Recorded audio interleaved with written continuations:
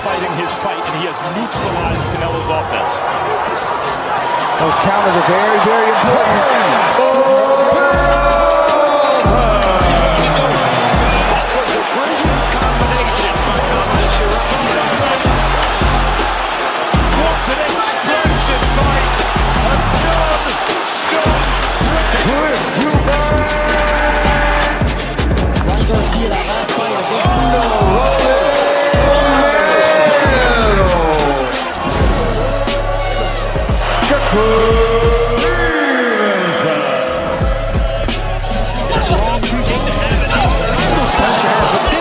A non-stop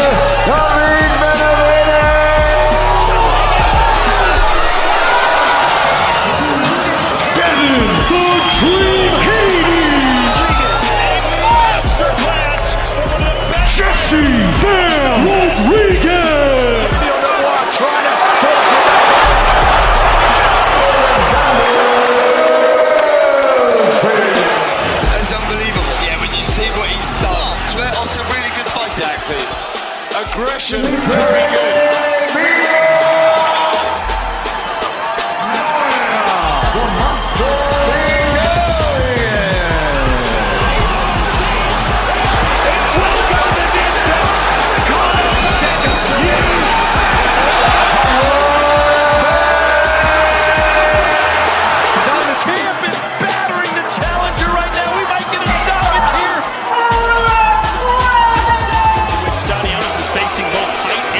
Disadvantages. And it's 2 inches taller, 6-inch reach advantage. Nice left from Stanionis. And then a right. They're trying to do well. There's that uppercut. Stanionis blocking those punches, but they're so shrinking. And now Boots teeing up with a left uppercut. And down goes Stanionis. This is remarkable. What high-level boxing we've seen. What high-level courage, discipline, will to win. Special. Beautiful work off the rope from Callum Smith. What another fantastic round.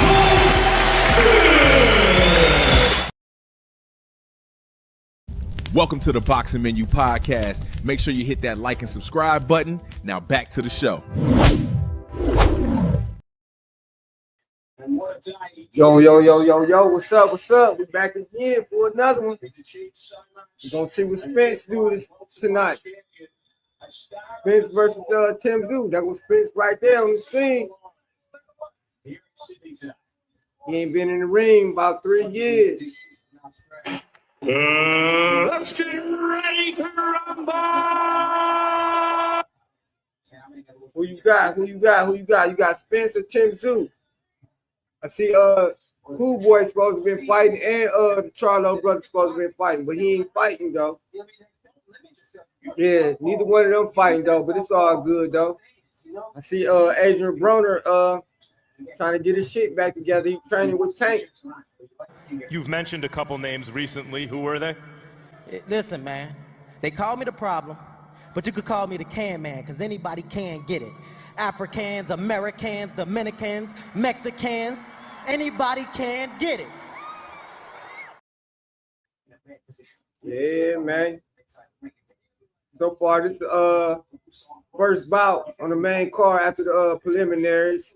Then you know we got Edgar Berlanga fighting tomorrow, and we got Richard Hitchison fighting tomorrow too.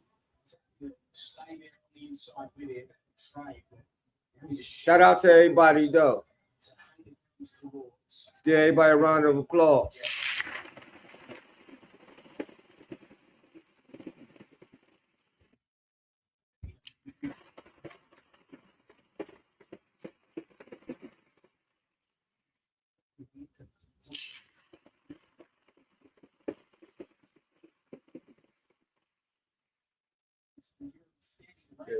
Yes, sir.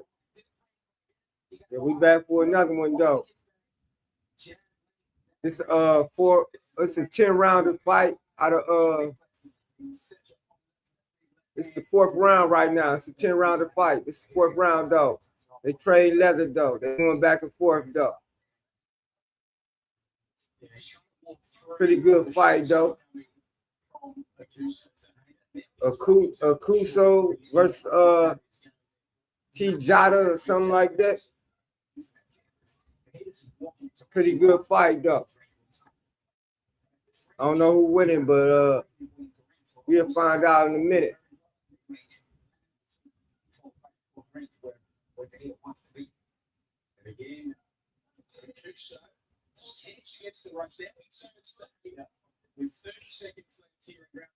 There's 30 seconds left in round number 4. 30 seconds left in round number 4. Expect a tough, clean fight.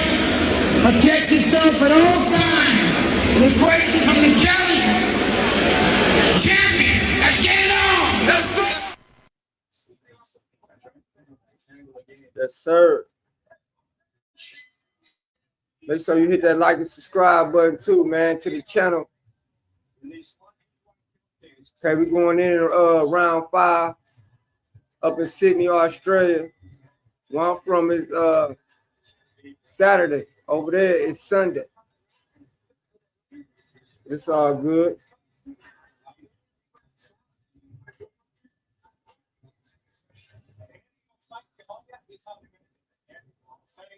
Let's see if the if the truth still got it. Errol Spence, the eye collector, body snatcher. My nigga. Yes, sir. Like I always say. Most motherfuckers don't know shit about boxing. Boxing, number one, is skill. It's all about skill, basically. When you come to real boxing. I'm not talking about no Sylvester Stallone shit. That shit they show on TV, that's bullshit. When you start talking about real boxing take real skill, okay? Brought in some big guys in here. You beat them all. It ain't only about being big. You gotta have skills, son. Yeah, I'm going with Spence though, man. Definitely going with Spence. Drop and leave your comments of who you going with tonight. Definitely going with Spence. Oh, they must have rebooted something over here. No wonder my intro ain't played. Okay. I don't want to mess nothing up, so I'm a matter of fact, I'm gonna put it on now. So if it replay, it's all good. I'll put my intro and outro back on there.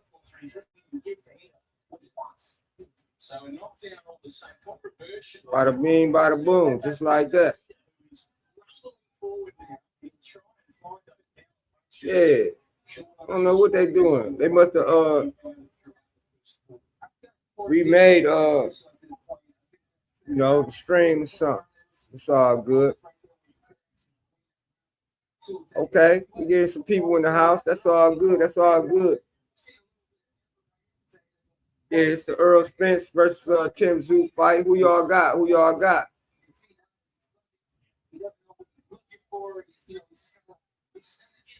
Right now, we in the 5th round of a 10-round fight. Light heavyweight bout. You know what I'm saying? They throwing leather, digging in. You know what I'm saying? Digging to the body. All on the ropes. They doing their thing. They going back and forth. You know what I'm saying?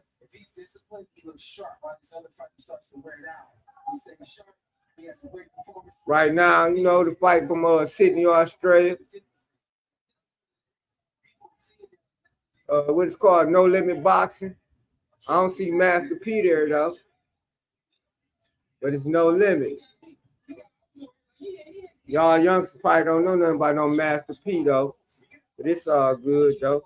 The best ever. There's never been anybody ruthless. I'm Sonny Liston. I'm Jack Dempsey. There's no one like me. I'm from Nairclaw. There's no one that can match me. My style is impetuous. My defense is impregnable. And I'm just ferocious. I want your heart. I want to eat his children. Praise be to Allah. Are you saying now, Mike, that Mike? That's right. Yeah. Praise be to Allah. Straight up though. Okay,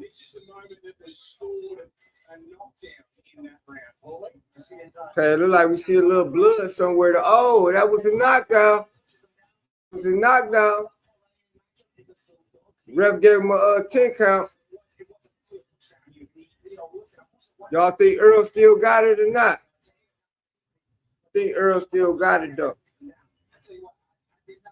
He just came off that layoff for 3 years.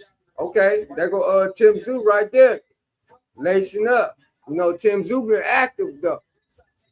He done fought Pandora.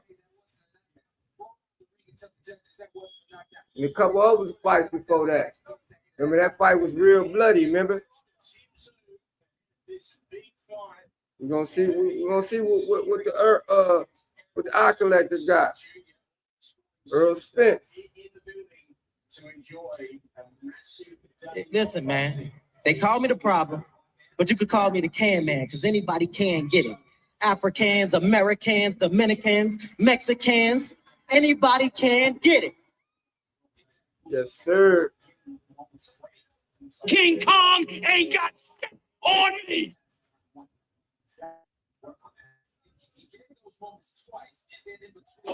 Are you not entertained? Are you not entertained? Is this not why you're here?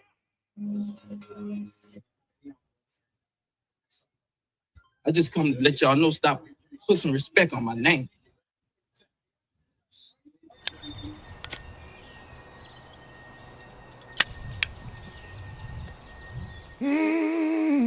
I ate noodles, no package, cereal with the canned murk, powdered murk, no murk, waffles, no syrup, jelly, no jelly, nothing, oatmeal, no sugar, oatmeal, no sugar, nothing, no murk,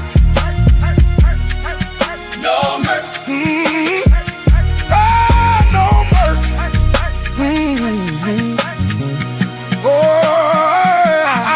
I ate noodles, no package, cereal with the canned murk, powdered murk, no murk, waffles, no syrup, jelly, no jelly, nothing, oatmeal, no sugar, oatmeal, no sugar, nothing, cereal with the canned murk, powdered murk, no murk, baby, no murk, no murk,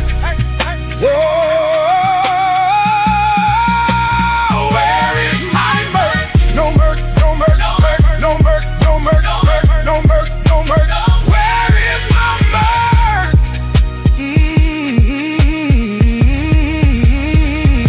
But I still ain't. I ate noodles, no package, cereal with the canned murk, powdered murk, no murk, waffles, no syrup, jelly, no jelly, nothing, oatmeal, no sugar, oatmeal, no sugar, nothing. Where is my murk? No murk, murk, murk, no murk, murk, murk, no murk. Where is my murk? No murk, murk, murk, no murk, murk, murk, no murk. Where is my murk?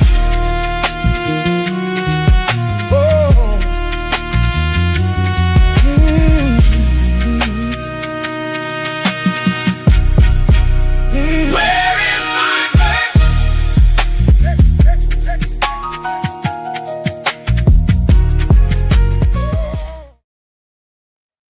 Y'all drinking out there, man. Y'all be safe out there, man. Yeah, be safe. You don't want to catch no cases, and you don't want to take nobody's life. You know what I'm talking about? You ain't never been to the ocean, have you, girl? No, Daddy, I'm so glad you brought me here. Sun glistening this shit off of you. Yeah. Tattoos and shit. They call me Michael Phelps. Damn. Because I be out here swimming. You ain't even tell me you could swim. Yeah, hell yeah, I can swim, girl. You okay? Huh? You okay? Stand up. Wait. Stand. Give me a floaty. I can't. Grab the floaty. Grab my head. Grab the floaty. This motherfucking nigga. See, this is exactly why I don't go nowhere. This is exactly why I don't go nowhere. Yeah. Okay. There go Earl. There go the big fish right there. Locked in. Listen to the music. with the rag tail on. Uh-oh. You look like you about to go get ready.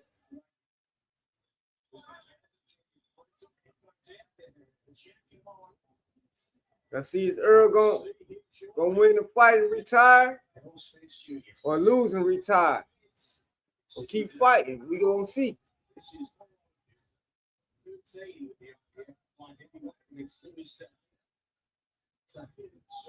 We got 3 more rounds for this fight.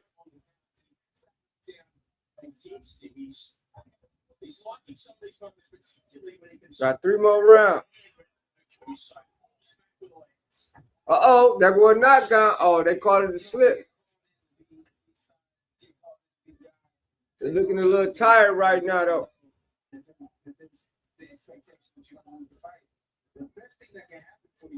Looking a little tired on that 10th round.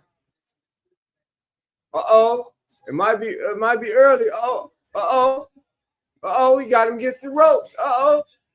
Uh-oh. He going inside his head. He beat me. He beat me. Uh-oh. It's USA versus Australia. Uh-oh, he beat me. I don't know. The ref might stop it. Oh, he done spent him around.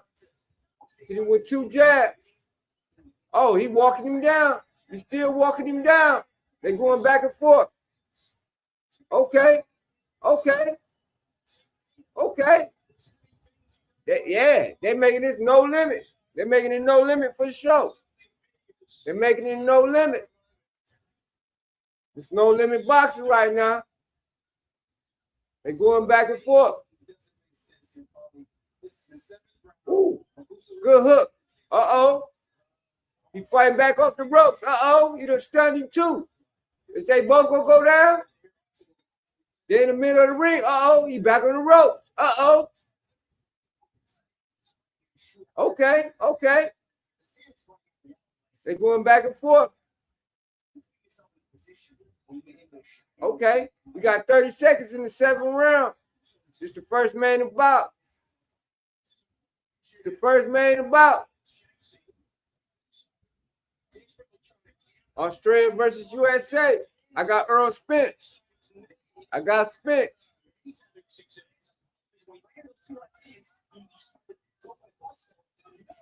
I'm going to cut it up a little bit for y'all can hear it too. Uh-oh, he going to the body. Got him on the rope. I think the ref might stop it. I don't think it's going 10. Uh-oh. He ain't got no win. He ain't got no win. He keep putting that weight on, pushing him back to the ropes. Uh-oh. He look like he out of there. He ain't blocking. He's showing no defense. He's putting that weight on him. Uh-oh. He survived the round. Might be the last round. I don't think it's going to 10, y'all. I don't think it's going to 10. I don't think it's going to 10. Oh, don't hit that.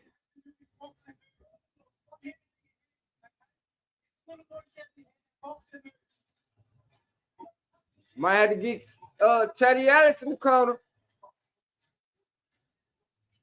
Might have to get Teddy Ellis in the corner. I don't know.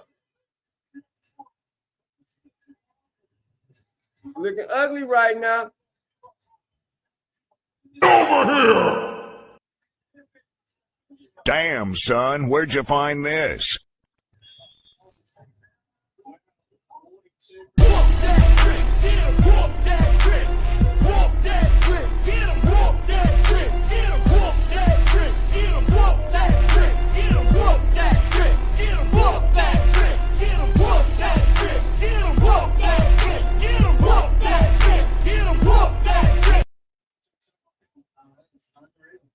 Okay.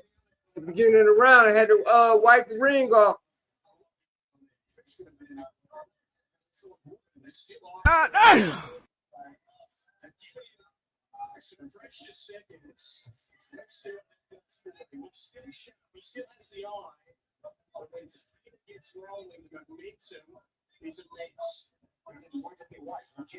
Uh-oh. That was a good right hand right there in the first round. Got 2 more rounds to go. Ooh. Good jab. Good jab. And you know we got the Edgar Berlanga fight too coming up.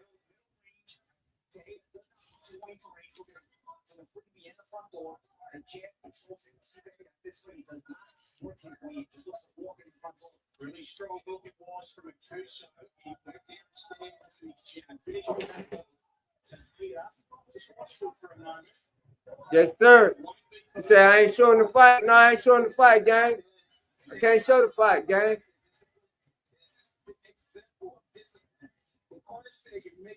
Can't show the fight, gang. Somebody drop a link, though, like last time. Drop a link. Drop a link, though. Drop a link, you be able to watch the fight.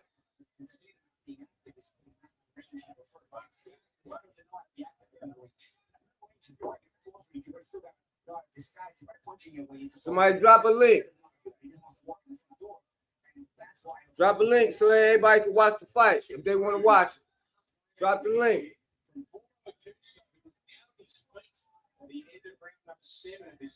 Make sure you subscribe to that channel, though. To the channel. You want me to drop a link? Subscribe to the channel. We're going to get busy over here.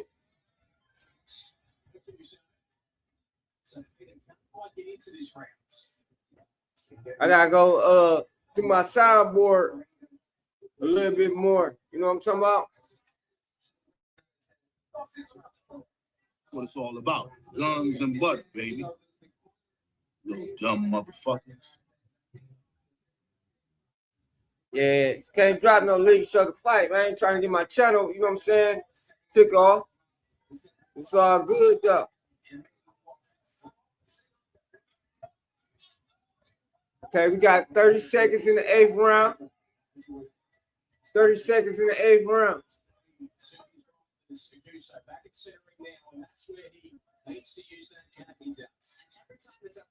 You can drop a link or you can buy the fight.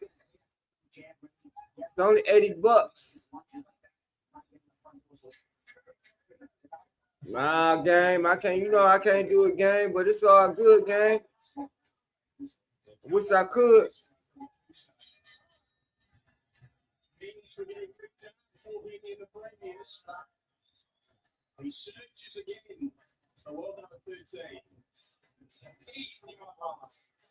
Y'all subscribe to my channel. To all my subscribers, I show y'all and walk y'all through how if y'all can subscribe to my channel, I'll show y'all how to watch the fight. Put it like that. You watch the fight every time. As long as you got a fire stick. I'll be buying fights and I'll be using the fire stick too. I know how I be. It's all good.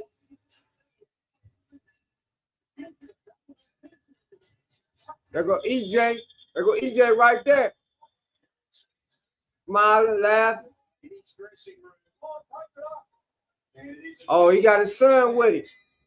Oh, he got his daughter with him too. His whole family up there in Australia.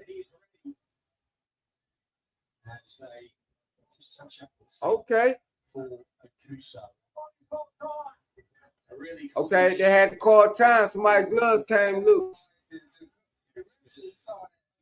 I had to put more tape on.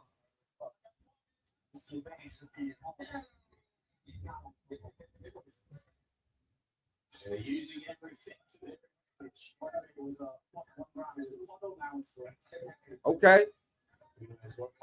Yeah, I don't think dude want no more. He keep backing up to the rope stuff. Oh, that's Timothy Bradley. Oh, that was a good jab. Good right hand. Okay. It's a good card. It's a damn good card. He's texting me right now. He's giving me his perspective of his fight. He's really working on becoming a great boxing analyst. Damn good card. Damn good fight.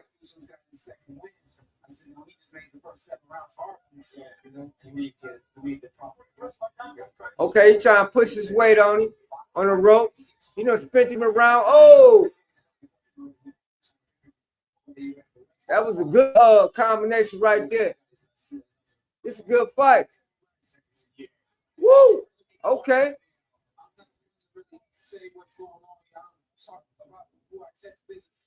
Okay.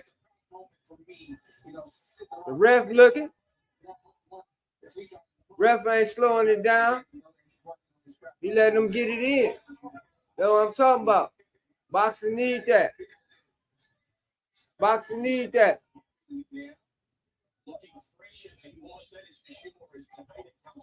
Okay. Threw a shot to the head. He missed. Okay. Good combination.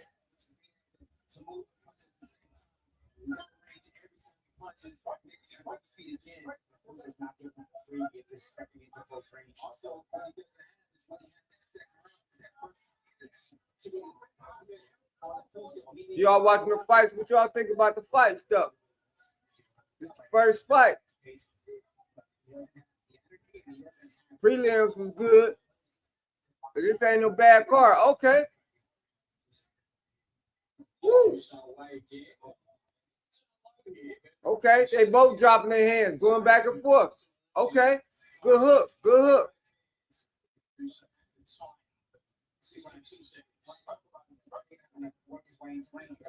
They crunching.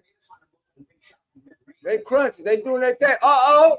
Got him to the ropes again. Hit him with 2 double jabs. They just throw him. They letting their hands go. Okay. Uh-oh.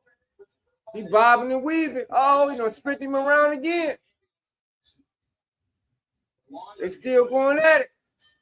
Oh, he try to act like Pernell Whitaker on the ropes. Okay. They drop their hands.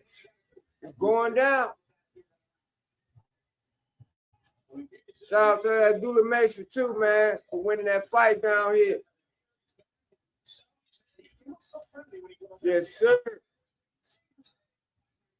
Make sure you like and subscribe to the Boxing Menu podcast, man.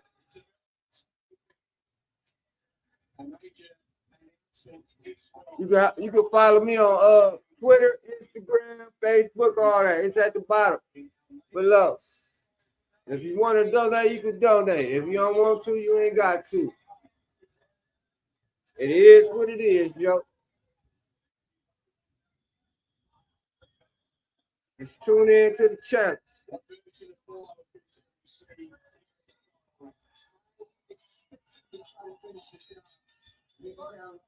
Okay, here we go. Round 10.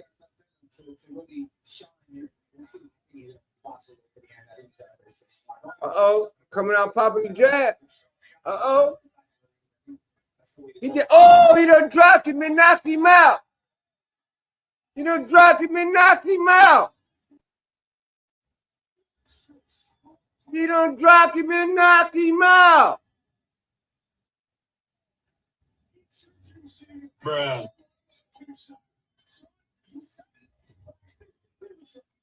He done caught him and knocked him out. He needs some milk. You got knocked the fuck out.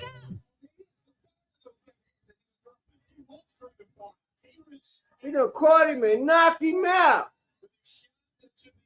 In the beginning of the 10th round.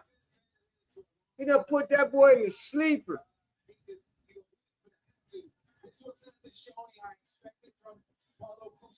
What? See, that's about boxing. That's what happened.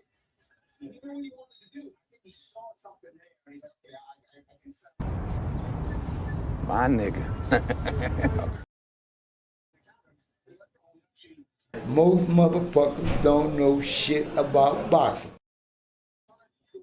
You done caught him and knocked him out, yo. In the beginning of the 10th round. Woo! Y'all keep talking about fighting somebody. Didn't he just have a fight? Didn't he just have a fight? And what happened? What happened? What happened?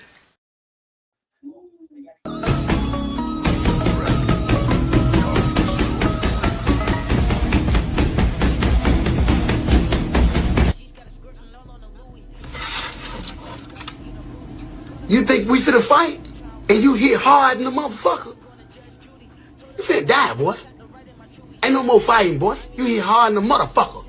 It's over with, boy.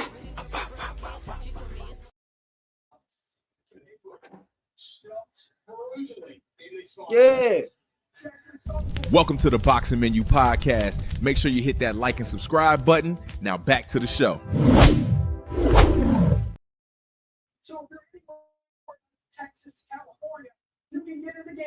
Something ain't right. Something ain't right. And damn it, it's time that we find out. Hey, that was a good knockout. Camera. Fine, you know I love you. Trash!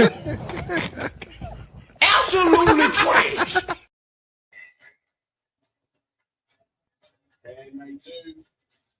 Embrace. I don't care if you're not putting them around my neck. I don't care. And then he walked over there and put something around his neck, though. After he got knocked out.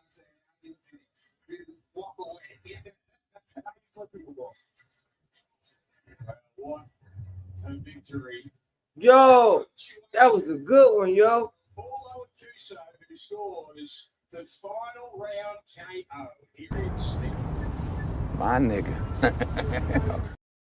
Please, a massive round of applause for our red corner, Luis Antonio Tejeda. Tejeda won. This one, the official centering as we award the vacant IBF Intercontinental Light Heavyweight Championship. The end comes officially 21 seconds into the... That's a fine, thick girl back there. I think that's his wife or something.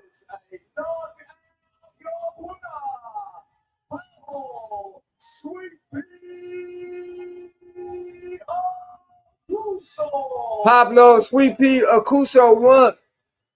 He did his damn thing. I told you he was acting like Pernell Whitaker. Yeah, I ain't know his name was Sweet Pea. That's good shit, yo. The best ever. There's never been anybody as ruthless. I'm Sonny Liston. I'm Jack Dempsey. There's no one like me. I'm from Nairclaw. There's no one that can match me. My style is impetuous. My defense is impregnable. And I'm just ferocious. I want your heart. I want to eat his children. Praise be to Allah. Are you saying now, Mike? Mike? That's right. Guess what? I never heard of him. Because how he is he just comes out to his backyard, plays with the dogs, tinker with his cars and motorcycles, goes back in the house. So he's somebody that you look away because he's not doing nothing but the average stuff. You see what I'm saying? Ain't nothing exciting about him. Well, until the day. You just punctuated who you are. Tell us where to from here, boy. It's going to be back to the drawing board or whatever it has to be. In catch what management. I'm ready. Hey, just send me the contract back. That's a good fight. That was a good fight. Spectacular. Thank you. Ladies and gentlemen, that is your winner by knockout, Paulo Akuso. What a big moment for Paulo Akuso. Big moment for him. Damn good fight, yo. Sooner than it did. I knew something was going the distance. They ain't looking right. Oh, yeah, that might be his wife or his girl, though. That's what's up.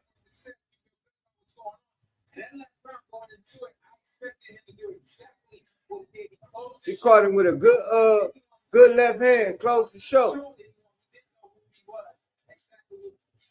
Laid him out. I knew somebody was gassed.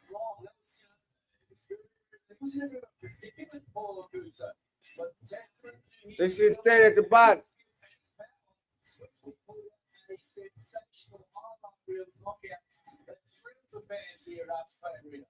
going to say, Danny, it's good what you make, but we often talk about the class of Akuso, but it's the constitution that he showed tonight.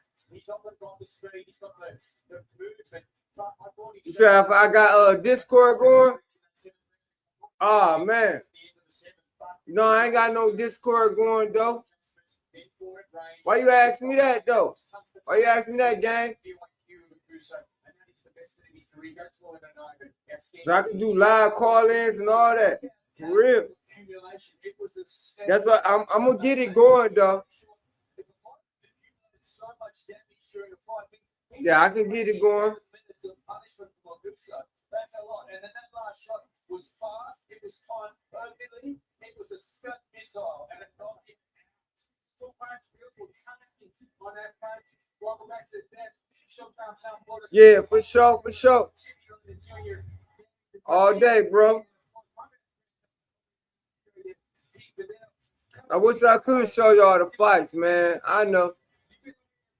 It be like that sometimes, though. Drop a link, though. I'm gonna fuck around, find y'all some links or something, man.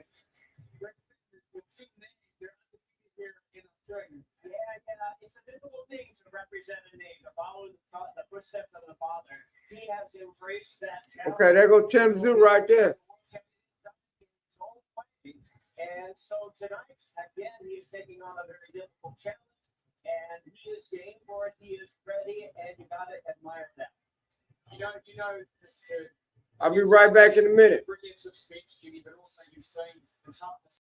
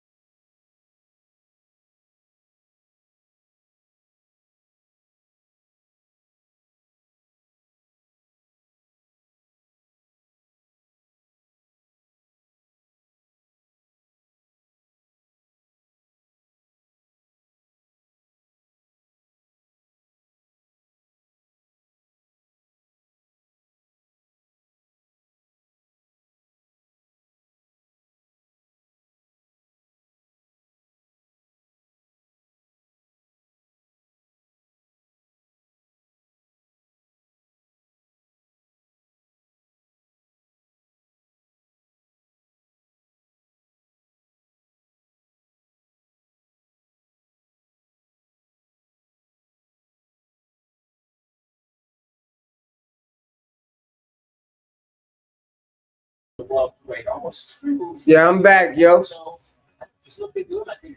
They showing EJ again. He's a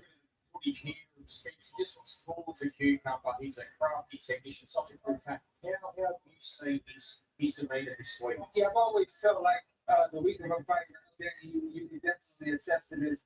You want to be untouchable. You know, nothing can get to you. And when you see a fighter in the back room ahead of a fight, just that right there, the smile, the laugh, the gentle nature, right before, this is the calm right before the storm. You know what I'm saying? You can see that he's holding all that energy in and waiting for it to really let it go. There go Bud up in there. I told y'all Terrence Crawford was there. Yeah, right. I think he was there with 18-year-old. He was there. Also with his young son, up and coming star in the future, Monday. But there is a lot more. I just want to touch on that Kuso victory. He's such a fine craftsman, and he's got a big future. That was a man that I'll be able to watch it. It's simply time for a magic event.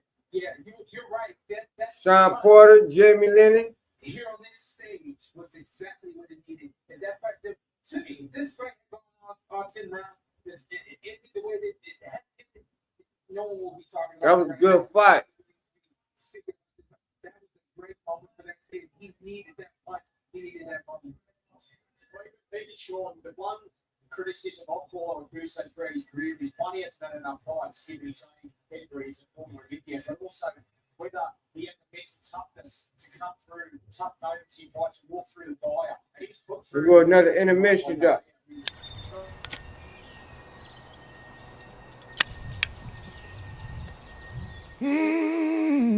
I ate Noodles, no package. cereal with the canned murk, powdered murk, No murk. waffles, no syrup, Jelly, no jelly. Nothing. oatmeal, no sugar, oatmeal, no sugar. Nothing. Oh, no murk, No murk. Oh, no murk.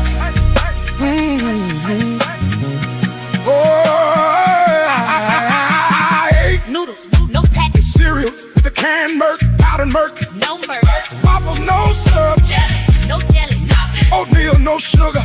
Oatmeal, no sugar. Whoa, whoa, whoa. Cereal with the canned milk. No milk, baby. Whoa, whoa, no milk. Whoa,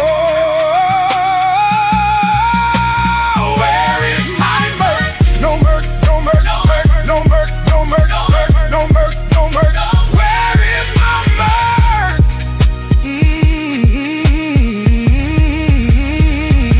But I still ain't. I ate Noodles, no package. Cereal with the canned milk, powdered milk. No milk. Waffles, no syrup. Jelly, no jelly, nothing. Oatmeal, no sugar. Oatmeal, no sugar. Nothing. Where is my milk? No milk. Milk, milk. No milk. Milk, milk. No milk. Where is my milk?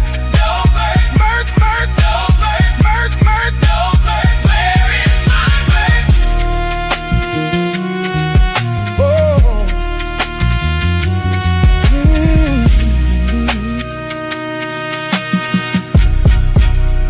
Where is my milk?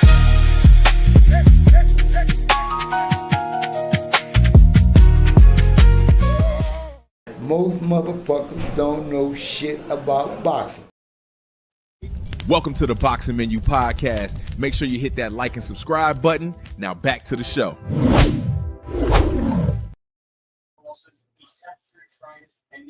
Okay, they got Tim Tszyu out there. Tim Tszyu back.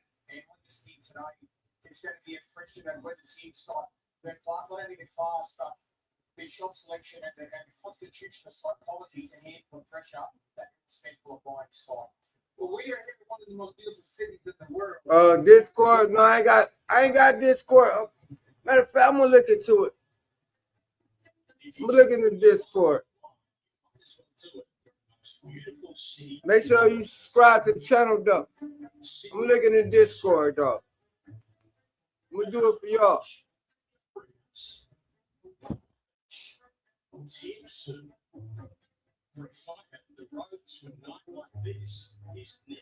So I can get all the calls and all that.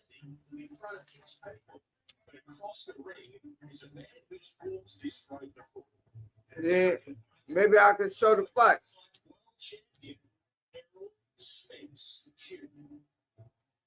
Y'all think the eye collector still got it? To walk in Tim Tszyu's backyard, and now in the heart of Sydney, two fighters, two countries, Spence Jr, Sydney, Australia. What do you get that's on Calipers versus Ivan Actis? I'll tell you what, Calipers for me, if there's an X-Box champion in Australian stable, this is a man, Calipers. He's a beautiful weight, fast, quick. Pressure application is the key. He's all volume.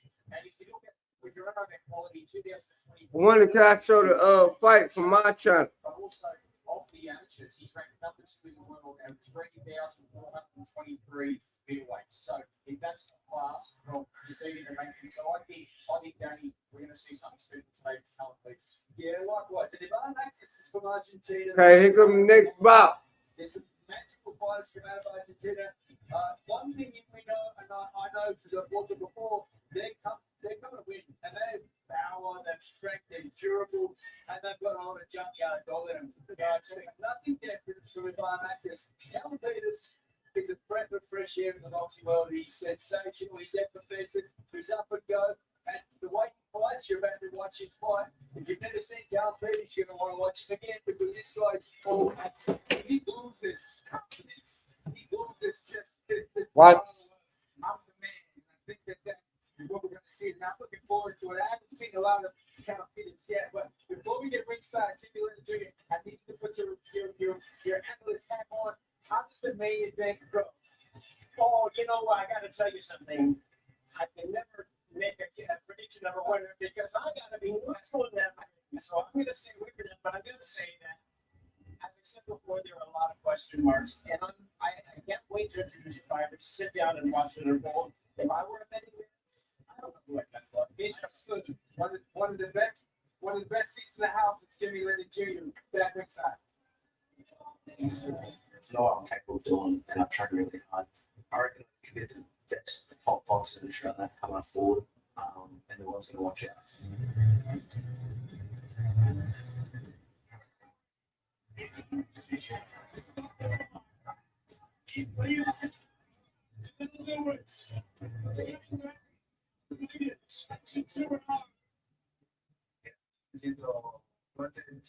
Sé que está un poco difícil, así que esta canción argentina para you should stop it, okay?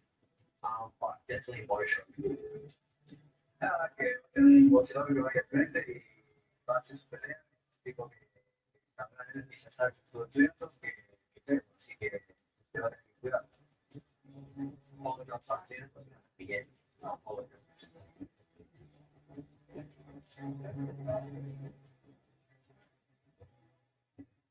Ladies and gentlemen, welcome back here at Century, the beautiful Afterpay Arena in Sydney, Australia, the Harbour City, presenting you Spence Jr. and Tszyu, our main event coming up later on today. It's time to welcome our boxers to the next attraction on our card. And first of all, we welcome the man boxing to my right out of the red corner. This man, a magnificent Australian middleweight prospect, undefeated former Australian Olympian. He is extremely popular, extremely proud. Let's make some noise as we welcome Center Ring, Cameron Peters.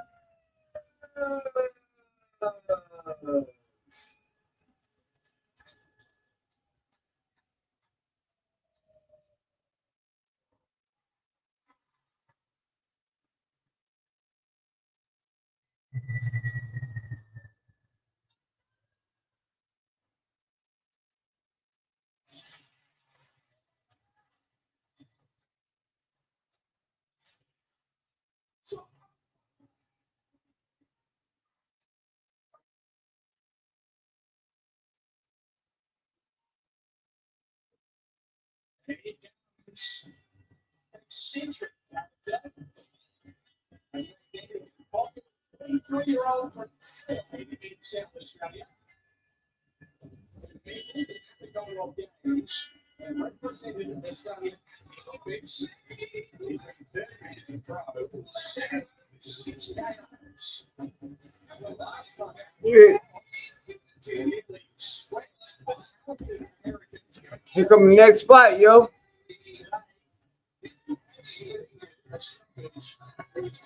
I cut up, let you hear it.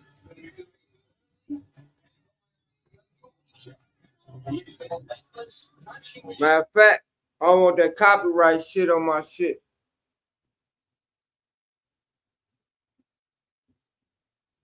Yeah, I can't do that copyright shit.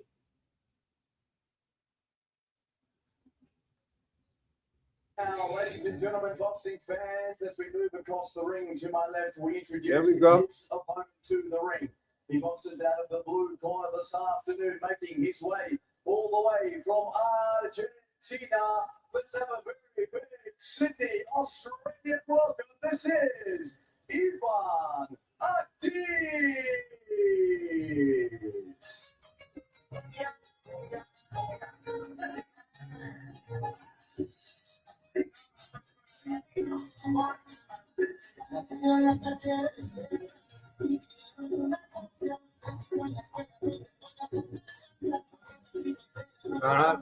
Hold up. That's too much music. So when you're a streamer and you do podcasts, you can't have copyright music. You can't put copyright shit on there. So all that copyright stuff gotta go, yo. It's just that way. I don't know why. I guess they be feeling like they be losing money or something. I don't know. Shit, they get a lot of money. Everybody be buying all these fights and stuff. But yeah. I'll let y'all hear the rest. They coming to the ring, this second bout.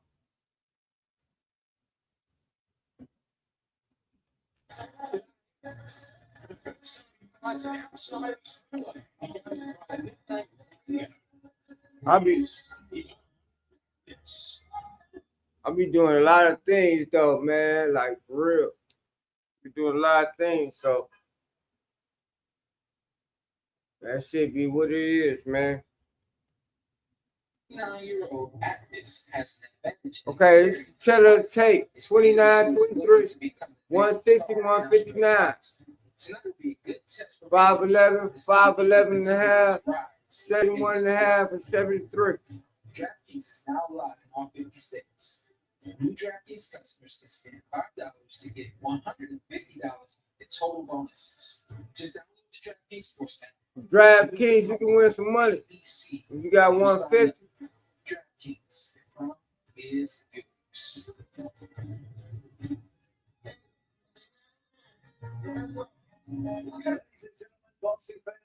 What's up, bro? What's up, Bruce Gas? My dude, Bruce Gas. We introduce our next attraction on this major boxing card. We have penciled in for 10 rounds and we're in the middleweight division. Our three judges scoring about for ringside. We have Chris Condon, Chris Allende, and Patrick O'Connor. This bout is proudly brought to you by No Limit Boxing. First of all, we move to my right. That's the legend right there. Hero, he's boxing this afternoon. Out of the red corner, this man wears the bright pink trunks with the black trim. He tipped the scales 159 pounds even, or 72.12 kilograms. Trainer in the corner, Bradley Peters. He holds a perfect professional record, reading 7 fights, 7 wins, 6 big wins, coming by way of knockout. Hey, from Adelaide, South Australia, he is your Commonwealth Games medalist, your former Australian Olympian, and stylish and slick, proud middleweight prospect representing Australia, ladies and gentlemen. This is My nigga.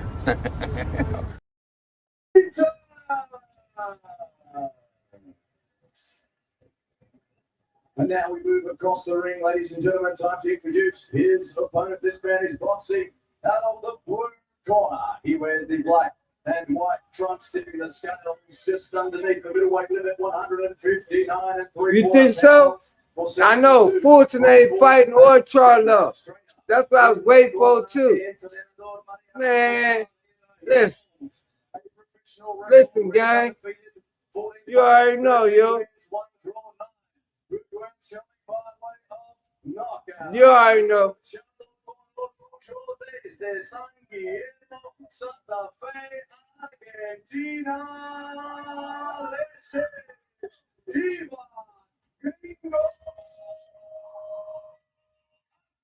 Guess what? I don't want to disrespect you, though. But whoever you is, I bet you want to say that shit in my face. Instructions at all times. Protect yourself at all times. Touch them up. Cause I ain't gonna go for that trolling. You get your bitch ass up out of here. Straight like that. Don't come over here then. Sucker.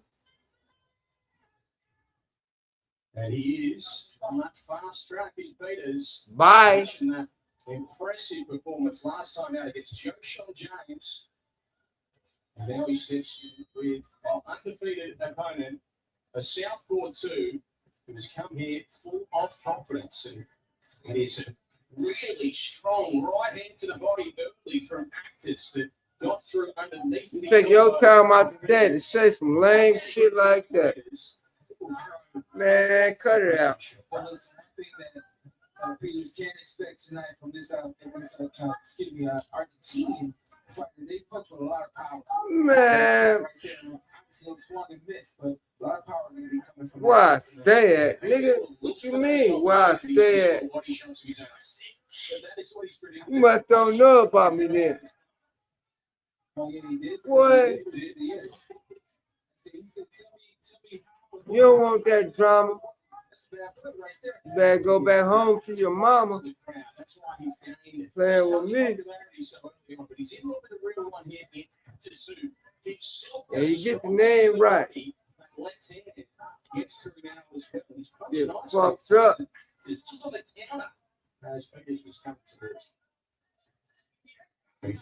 Here you go. That's true. Against the southpaw, that's better first punch to throw than even just the jab. But I would like to see Peters start with the jab just to kind of. Matter of fact, put where you stay at. Soft ass chunk. And then he leads with the right hand as Peters. And don't be coming over no giving shit. From Peters and actors forced to retreat for a moment. Where you at? Because you know what? Wild shots actors. You know what's gonna happen to you? The shorter right hand. This is up to himself to Peters. You know what happened to you, boy? That body works to the body. He finishes over the top with his own jabbing right hand as actors. You know what I be doing?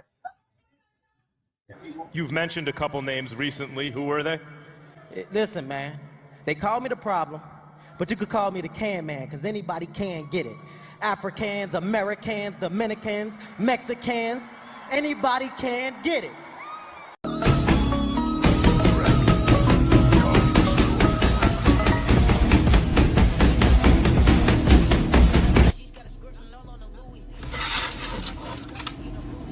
You think we finna fight? And you hit hard in the motherfucker? You finna die, boy. Ain't no more fighting, boy. You hit hard in the motherfucker. It's over with, boy. You ain't never been to the ocean, have you, girl? No, Daddy, I'm so glad you brought me here. Sun glistening this shit off of you. Yeah. Tattoos and shit. They call me Michael Phelps. Damn. Because I be out here swimming. You ain't even tell me you could swim. Yeah, hell yeah, I can swim, girl. You okay? Huh? You okay? Stand up. Wait. Stand. Give me a floaty. I can't. Grab the floaty. Grab my head. Grab the floaty. This motherfucking nigga. See, this is exactly why those underwear. This is exactly why those underwear. The best ever. There's never been anybody as ruthless. I'm Sonny Liston. I'm Jack Dempsey. There's no one like me. I'm from Nairclaw. There's no one that can match me. My style is impetuous. My defense is impregnable. And I'm just ferocious. I want your heart. I want to eat his children. Praise be to Allah. Are you saying? Because how he is he just comes out to his backyard, plays with the dogs, tinker with his cars and motorcycles, goes back in the house. So he's somebody that you look and you look away because he's not doing nothing but the average stuff. You see what I'm saying? There's nothing exciting about him. Well, until the day. Camera. Fine, you know I love you. Trash! Absolutely trash! Welcome to the Boxing Menu Podcast. Make sure you hit that like and subscribe button. Now back to the show.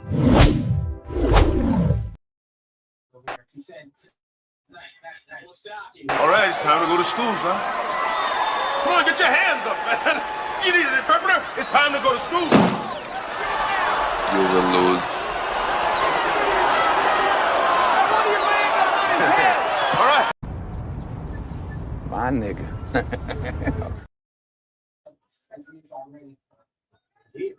Really nice punch off like there from actors, but it gets through. He scored well over the top just prior. Yeah, Peters came back. Cut it. He just wants to trade. He says, let's go. He's going to back himself there. Can find even Cal Peters and Peters will go. No, Peters will go. But the fact that Peters is not willing to, step back. What's my name? You on my real name? Going there since the fight started. This is dangerous though. Little sweeping left hand. You got it right. Especially for a young fighter that hasn't seen that kind of style, those kinds of punches coming. They're deliberate shots, but they do come wide and they score with power from actors. They just trying to punch straight up the middle. We talk all the time about sparring. I assure you, Peter did not get the kind of sparring needed for actors with these wide looping, sweeping left hands that he's throwing. On the inside there is Peters. Actors just puts him away for a moment. He takes the right hand too from the orthodox Peters. Then he comes back with a bout shot of his own. Peters turning around and does that hand. He goes upstairs and then he turns it into an uppercut. Let me tell you the difference between flipping a shot and returning a shot and blocking. Wait for that fist fight up. You see that? Right, worry about what your lame ass talk, bro. Lame. Needs to learn the slip punches. Lame. You're lame. You're lame. Scores with a little chopping left hand on the inside. Does Peters just sits down with the big one. Lame.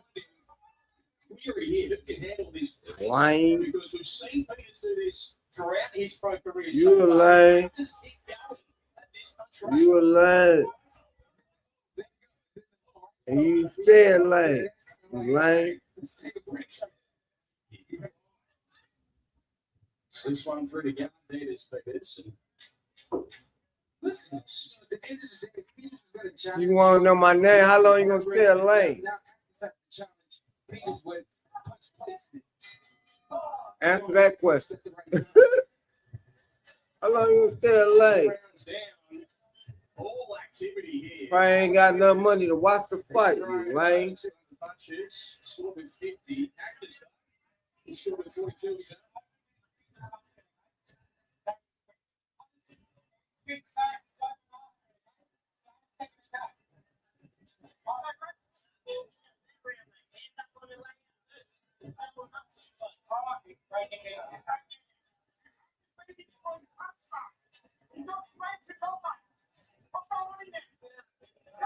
You call it what you want.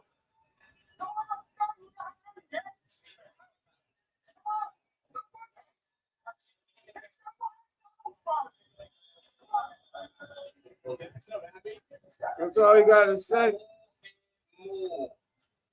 Man, but Andrew Legacy, I don't want that box.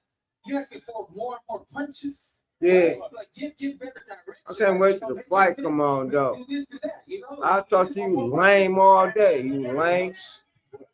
You want some attention, just like a girl do. What would you expect from Calvin to do, you know? A lot of girls want attention. I don't need no attention. Lame. He was more deliberate with his shots. Yeah. I think there's a body shot for He needs some milk. You need some milk, bitch. He will connect and really you want my girl to sit on your face? Lame. on the left hand from Actis. What's up with it? What it do? Yeah, I'm from Cleveland, Ohio, nigga. Straight place where Abdullah Mason come from. Stronger, and you can't have my work rate. Trying to work to the body at times, so Now I bet you won't do nothing, nigga. You ain't hard enough, nigga. You ain't hard enough. You ain't smart enough. Right? But it's all good. My nigga. You've mentioned a couple names recently. Who were they? Listen, man. They call me the problem, but you could call me the can man, because anybody can get it. Africans, Americans, Dominicans, Mexicans, anybody can get it. This how I drown you. You ain't never been to the ocean, have you, girl? No, Daddy, I'm so glad you brought me here. Sun glistening this shit off of you. Yeah. Tattoos and shit. They call me Michael Phelps. Damn. Because I be out here swimming. You ain't even tell me you could swim. Yeah, hell yeah, I can swim, girl. You okay? Huh? You okay? Stand up. Wait. Stand up. Give me a float. I can't. Grab the floaty. Grab my hand. Grab the floaty. This motherfucking nigga. See, this is exactly why I don't go nowhere. This is exactly why I don't go nowhere. That's how you get drowned, fool.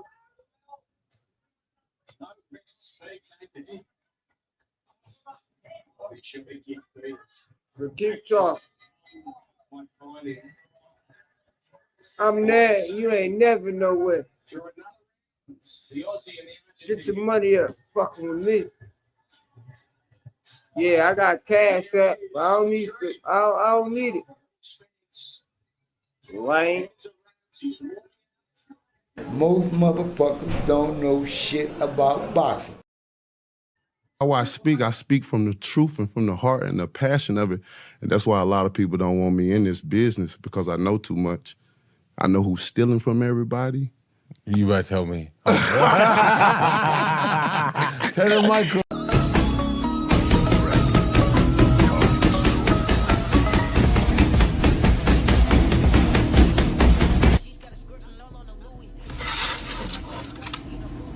You think we finna fight? And you hit hard in the motherfucker? You finna die, boy. Ain't no more fighting, boy. You hit hard in the motherfucker. It's over with, boy. Fast, the thoughts go ahead of the fight. You gotta slow them down. It be over with, boy. Truly relax. I see it relax. Tim, but there's no time. Better ask about his mind, and I assure you that he's just trying to keep it stabilized and moving much slower than it could be. Better ask about the love. For this speaking as Fighters, to the body, So Trump ass got to sit. Now he gets back on the champ, this active side. Blocking punches from Fighters on the inside. Yeah. Play the fight. Drop a link, punk. He's about this over his left eye. Bush your eyebrow though.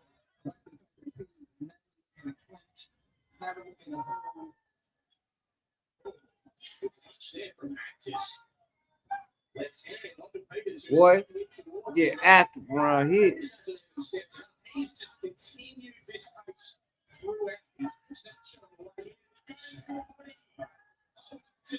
I don't know what podcast you be on. Better cut it out. As he looks to the body again, this activity just continues. It is relentless pressure. As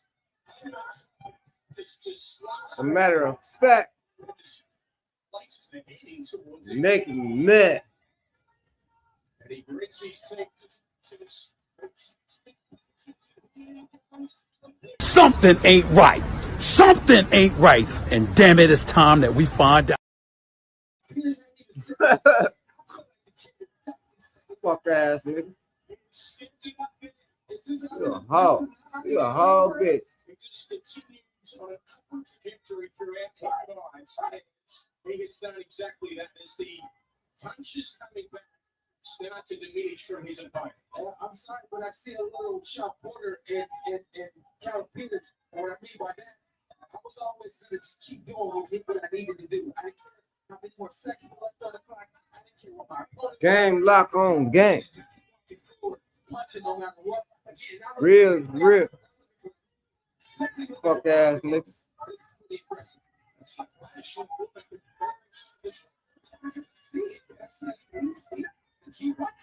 You gotta understand where I'm from, homie. The best ever. There's never been anybody ruthless. I'm Sonny Liston. I'm Jack Dempsey. There's no one like me. I'm from Nairclaw. There's no one that can match me.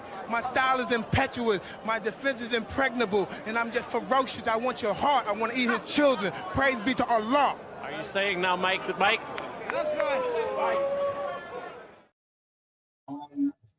Damage and significant damage on the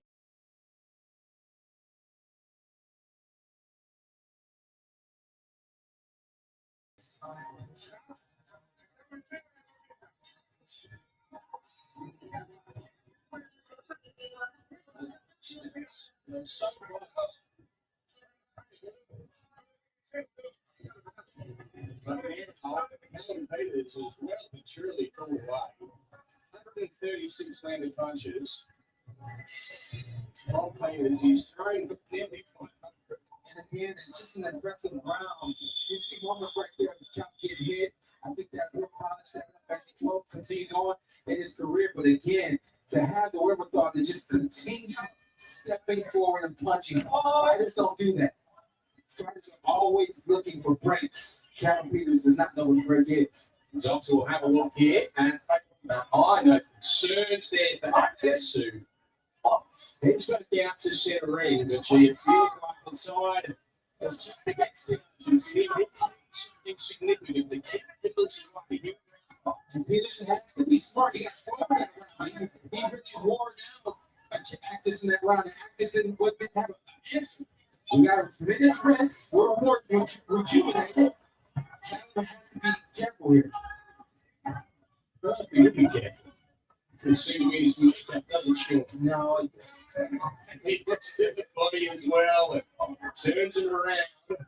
Actis. Well, the bottom line is that last round, a lot of things went Calvin's way. Yeah. And I don't want him to get caught in feeling like, oh, this is just another round. There's going to be a lot to say. Your opponent is still strong, still has some unpredictability with that left hand, and he has to be aware. He jacks down his players. Just covers up. Peters looks to the body. He sees that one coming. Defends wildly against it. That's the awareness that I was speaking of. You know, just be more mindful of the defense just as much as the offense. The Argentinian corner trying to get him jumping about Actis in round 5.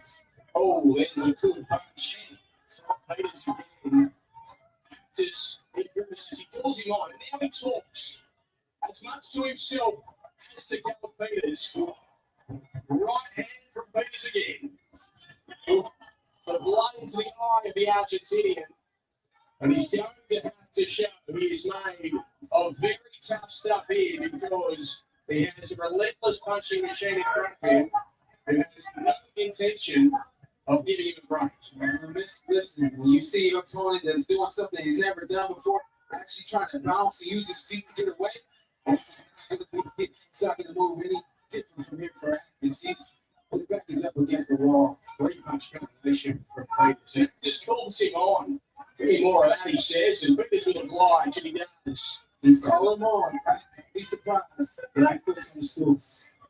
Well, let's see what he has left in his 40 seconds of round 5. As Peters hits to that body again. Ooh, and he goes. Peters stepping downstairs. And the body language is not great from Actis at this point. He's tough, but he's bloody, and he's being beaten up now. So the left hand is Actis. He goes again. Goes on the inside. Actis with some directed shots there. Again from Peters, and Actis will slump down again.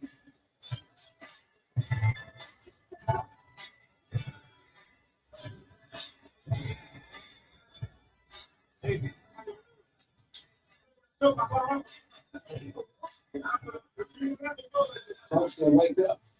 And you have to be asleep if you're allowing yourself to be hit with right hand after right hand, body shot after body shot. Another great round from Calvin Peters, doing a lot the same, just this machine continuing to push forward. Actis, he does have some moments. He has the ability to land that left hand. He has to find control, and he has to find timing. If Actis can find some control, what I mean by that, he poised. Right? He can find timing. Don't have the right moment. This kid's young. I think it's hard to hit at this point. But I think it can still be done. That is a deflated looking right there. Actis wills himself up. He's tough, but he'll continue on here.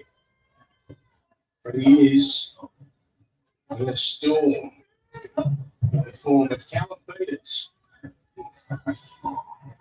Young pressure fighter. He's a profile in Sydney.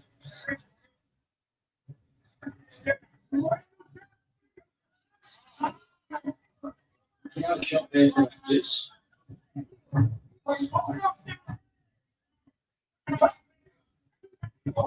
Hands go down for Actis.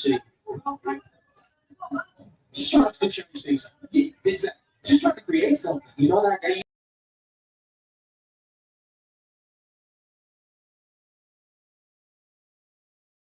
For him to have the what we thought to. I'll be back when the Spence fight come on, gang. You got to appreciate it. Straight up. Drop a comment, like and subscribe to the channel. Got something to do. Like I always say. It's the second punch that's I'll be back when the Spence fight come on. Everyone's going to see the first punch, then what's he?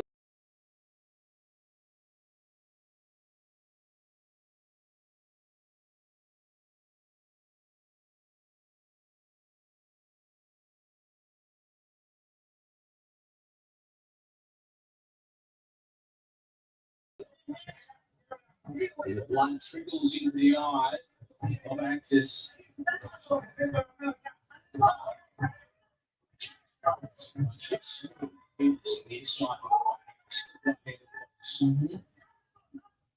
Really short, quick right hand coming from Kevin Peters' fight. Oh, 2 from Peters. Checking his heels for a moment. Actis. Peters turns from left hand around. There's punches from Actis, but not with the same sort of venom. Body shot, pulls. And again, look at Peters. It's standing straight up. When you're standing straight up, you don't have generating that power from your legs. He's missing some things right now, unable to be all of it that he's been in his fight.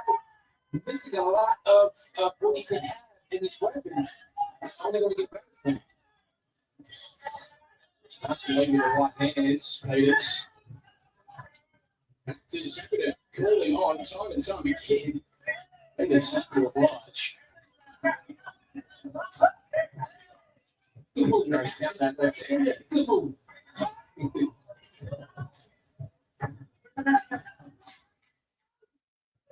Which is that's how you offset a high volume puncher. You step around and force them to use their feet. The improvement, Haymon Peters, and he doesn't look that excited about proceedings, does he? Ivan Actis. Excited? There's not wrestling in the moments.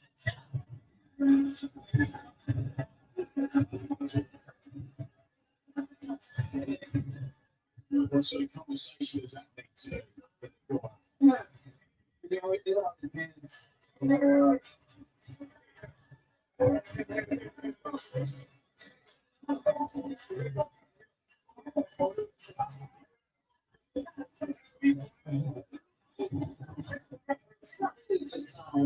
Shrugs.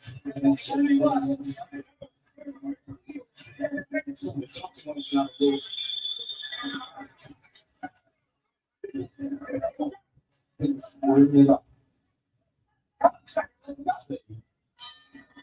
Is happy?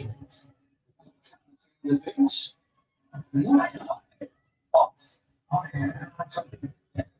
Something transpired there. It's very official, but they make the decision that's probably to continue on.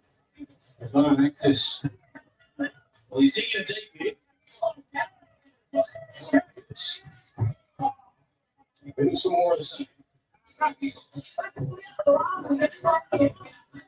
38 when I wasn't allowed to have it 28. And 38 had the understanding of what it looks like to be hurt, what it looks like to not have a lot of life to give to the game after a hard night.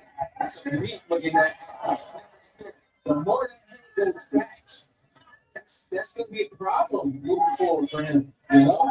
So for me, I'm like, oh yeah, let's get in position to stop this fight. Well, so it's relentless. The finish comes. The corner, they dispute it. But Ivan Actis, he doesn't appear to. Callum Peters, the punching machine, he remains undefeated. And he showed his skill and his stamina as well. And broke down Ivan Actis, who was tough, but outgunned. Yeah, he showed stamina. He showed will. His Kyle Peters.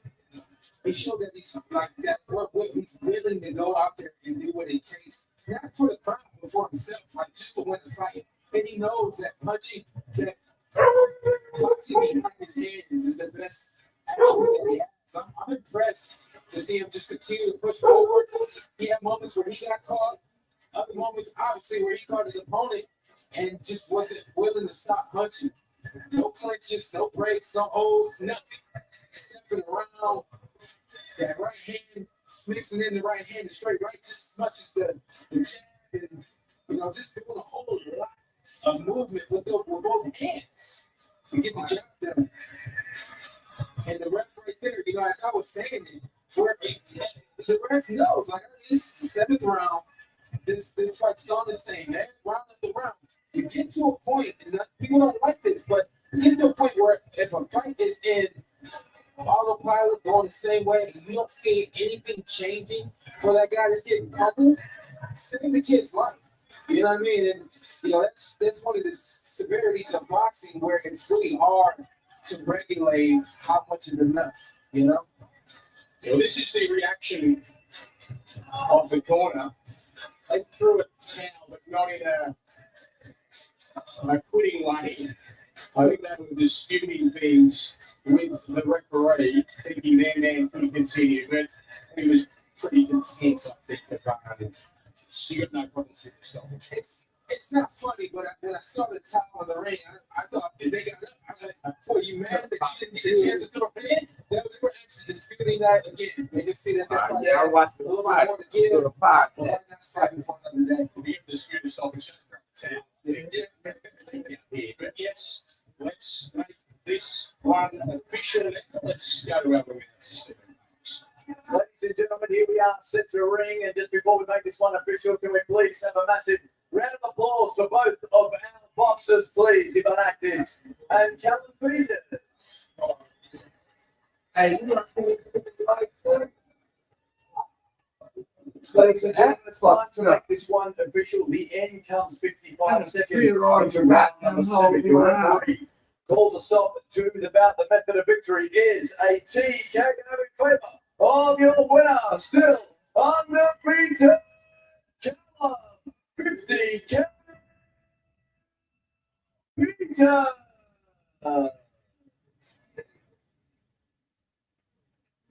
Your winner is Callum Peters. Congratulations to you. Rate your performance here today. Oh, good. I'll train him in the topic, but he's a tough boy. He knows how to throw that shots and the sound takes. He's not afraid for war, so he gave me a war. It was good. Thank you for active about him. It's really possible. And I'm actually because you only get 30. It's the sports what happens, but I can't wait for the next one. With Brisbane, so be down joining them in that card. Moving down next time, I'm down. This is my life. This is what I love to do. This is what I train for. So bring them all on. Is what you say? I'm down. Like I said, if none of them can be cool, you better pick up, man. Come on, we support up, spread it. I hope you guys enjoy yourselves. And what we got here tonight, I come back to Errol Spence and Tim Tszyu. So, biggest fight card for a long time. So, I appreciate what came for that. I can't wait. Well, George Rose is looming over your shoulder. Clearly, you've got some plans for him. Look, Cow keeps upsetting our blends. We keep trying to level him up. These guys that he's fighting, they should be 2 and 3 levels above him, but he's putting on performances like that. So, we're just going to have to keep stepping him up. He's a guy with so much talent that the way that he's progressing, he could be fighting for a world title in 12 months. So I'd love to see that happen. This guy's a future star of Australian boxing, so make sure you get behind him. Yeah, let's hear it for your winner. That is the undefeated Callum Peters. Danny, you've had quite a few moments and opportunities to see Callum Peters. Is this what you're expecting to see from him today? Yeah, he's like the Pac-Man. He just moves, look at that, stuff. Callum Peters does almost everything incorrectly as a fundamental boxer, but he's so effective and he's just a pressure guy and he loves it. He eats them up, he slows them down. And it's like that Pac-Man who just keeps going and going until he wears them down. He did this to Actors. Actors was tough, he was true. Actors was playing some decent shots early as well, but he's just too much. Callum Peters is just too much pressure. And then you just spoke on been very unorthodox, very wrong moving forward, because we know if you're trying to get tight, change your levels, get behind those levels, What can he do to change in his program so that he can become a better boxer to make it to the level? And I say this with the greatest respect to be doing things different because it's fundamentally, you know, he's awkward, he's different, and that's where his specialty lies. He does things differently. Otherwise, you know, you can't count that properly. So it's very, very difficult, and that's where he's effective. And you can see those highlights by Destination New South Wales. The one thing I loved about him was he breaks opponent's spirit with his barrage of punches, his accumulation. He doesn't have one punch knock out power, but he's got beautiful shot selection, beautiful variation, and a great eye. But I think for me, guys, to take it to the next level, I think he's world class. But to be world title world class, he needs to tighten up defensively. I think he gets hit too much. I think he needs better variation in his tempo. And I think when he gets that with maturity, he will be the real deal. But defensively, he's the last bastion beam. If he gets that right, I think he will win a world title. We got the key to the hoop with us. We'll get to him in just a second. But first, we got Justin Goosen standing by with Errol Spence Jr. Hey, how's it going? I'm here with Errol Spence Jr. as Errol gets ready to make that walk to the ring for the first time in 3 years. How much did you miss it, man? I missed it a little bit, but, you know, it's work time now. I'm here. I'm happy to be here. I'm ready to put on the great show. Yeah, and you got your family here with you as well. What does it mean to you just to have them here in Australia and here on Fight Night? Man, it means everything. You know, that's, you know, who I mostly do it for. Just having them here supporting me means a lot. And now, look, new weight. You got a new trainer. We're going to get a new Errol Spence in there tonight, or you're going to get that old version? You're going to get a little bit of both. You're going to get a little bit of both. You're going to get a guy with a great game plan. And I'm ready to put on the show, man. Everybody, just make sure you tune in. Well, thank you very much, Errol. Best of luck to you. Thank you. Well, like calling the truth, I'm not going to say Tim Tszyu face 6 over the night. I think this is going to be the toughest test of his career, Tim. I know he's had 30 fights, but I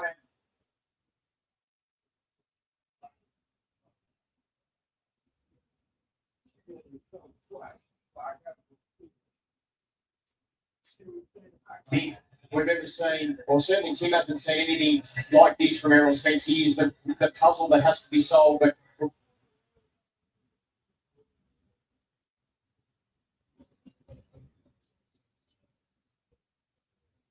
bringing Nikita Tszyu, the brother of Tim Tszyu, and Nikita, thanks for joining us. Since you put on some mayhem yourself, but what about Tim today? What will you see from Tim?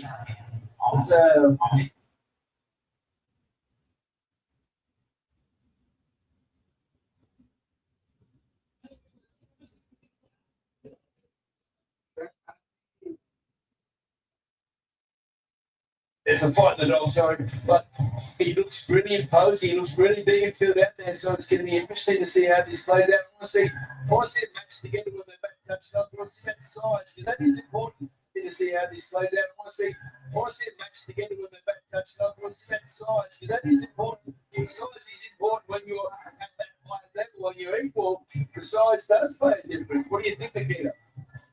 I don't really care. I haven't really been paying too much attention to watching the weigh-in or anything like that. So I'm just, what do you think? I'm more of a spectator at the moment. I was going to say this. Thank you. One thing I have noticed being over here in Australia, there's a lot of people who are really rooting for and on Errol Spence Jr.'s side.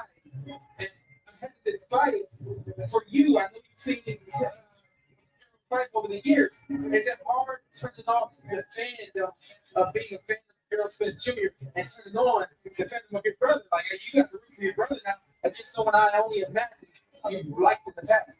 Yeah, it's hard because I've studied Errol a lot in the past, and I've used a lot of these skills. I really trying to tailor my style around some of the stuff he does. Yeah, that's been a little difficult. That being said, right? So if there's one thing you know about me after analyzing and studying Errol Spence, you know a lot about him. What is it that you don't want to see Errol do tonight? Get up comfortably initially, and then just let him get the ball rolling. He has this ability of just taking charge and then just breaking people down. You were there for some of his biggest fights for me. You were there in Orlando when he had that Verdesalia loss. You were the one that threw the towel and you saved him that day. It showed your love for him. But what do you think emotionally he has to handle today? Just blocking everything else. Not thinking of this as a fight, just thinking of it as a sparring session, and forgetting everything around him and just having fun. I know it's easier said than done having fun, but I've seen Tim in a beautiful flow state during sparring, and if he's able to tap into that, he can destroy a lot of people. When we say have fun, Nikita, do you have fun? Like, is it fun? Like, I know Sean's fun. I find it fun. But is it true that sometimes it's not so fun? But generally speaking, how much fun do you have in there? Let the people know what it's like. Is it fun? Fun's also a hard word to describe it as. I sometimes just want to get it over and done with. It's a very brutal sport, and it's a crazy way to make a living. And sometimes I question why I do it, but there is something so enticing about it. It's like the apple that Adam and Eve were told not to eat. And for me, that's how I look at it. Well, speaking of forbidden fruit, speaking of having fun on fight night, you got a pretty big fun night coming to you. Tell everybody about it. I got next month, probably the biggest fight I got to have my career. Ben Marnie, he's probably the most technical fighter I've had to face, and I've always viewed him as the I have to beat him in order to go to the next stage. And he's gonna be hard, and I have to be really switched on for it. He's also a very nice guy. I quite like him. As a person. I guess a little bit, but I guess a little bit not. I still am able to make this switch very easily, but yeah, I don't know. Well, we are here in one of the most beautiful places in the world for one of the biggest fights of the year in the Australia. Right in the world, man. There's many different fights. It's the most beautiful place in the world. There's cafes, there's beaches, this type of city with the harbour bridge, opera house, and a nice environment to just walk around and eat and just spend some time there. Yeah, Sydney brings a certain level of comfort, definitely the weather, the people, it's a remarkable place. This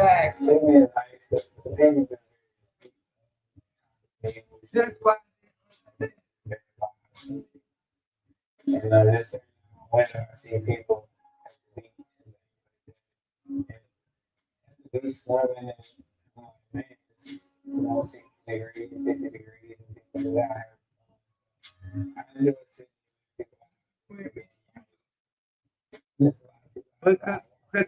No.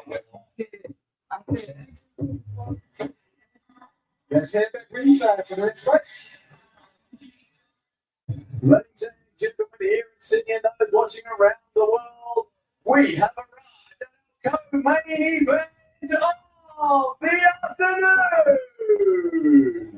It is time for our ring walks as we welcome our boxers centering for this special attraction on what has been a magnificent card. First of all, we welcome to the ring the man boxing to my right at the red corner. Please prepare for a very special ring walk from a man very well known to everybody inside the venue. A wily Australian boxing veteran, a man who represented Australia at the Olympic Games in 2008 in Beijing. Let's have a very warm welcome. This is Paul Showtime Fleming.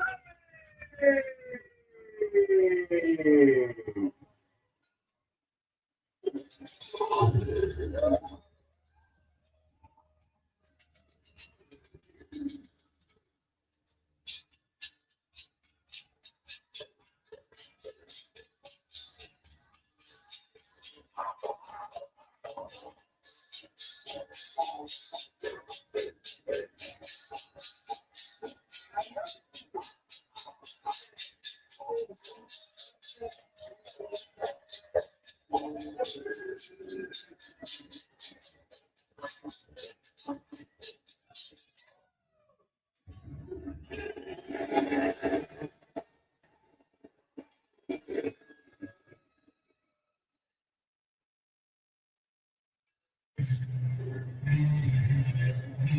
he's a friend, he's just like he's walking out to the First Nation celebration. He is a part of the world's oldest living culture, and he says that he is one of one. A unique Southpaw talent, now 38 years of age and a father of 7. Today he's in the second part of the comeback campaign, where he is prepared to face all comers. He is Showtime Paul Flynn. And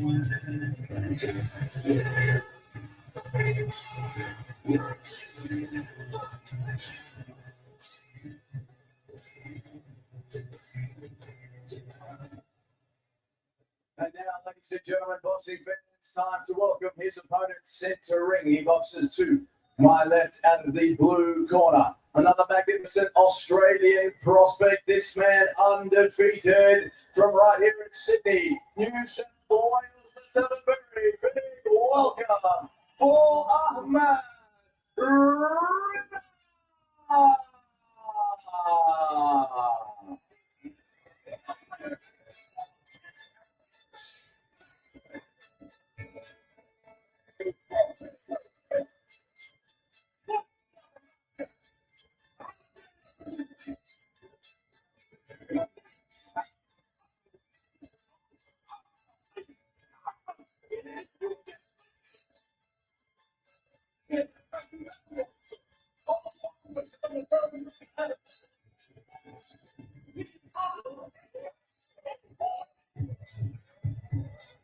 He's a 23-year-old from here in Sydney. He's established himself as a fighter and kept a very close eye on him in the past couple of years. Right. 8 fights so far, 8 fights, 6 KO moves, and 2 fights he grew to the Harley Gretchen and put the domestic scene on notice. He's the former Super Bowl champion. He fights at lightweight in his last 2 years. And after this, he said, an Australian war fighting something. Trying to place some Americans from Africa to the world.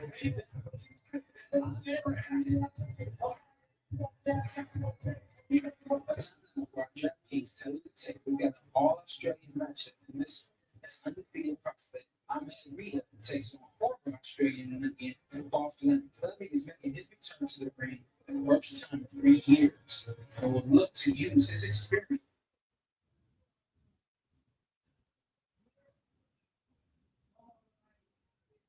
Against the up-and-coming Rita. This fight will answer this question while I met Rita continues upward trajectory, or is Paul Fleming have one more great performance left in. DraftKings is now live in all 50 states. New DraftKings customers can spend $5 to get $150 in total bonuses. Just download the DraftKings Sports app and use the promo code PBC when you sign up. DraftKings, the crown is yours.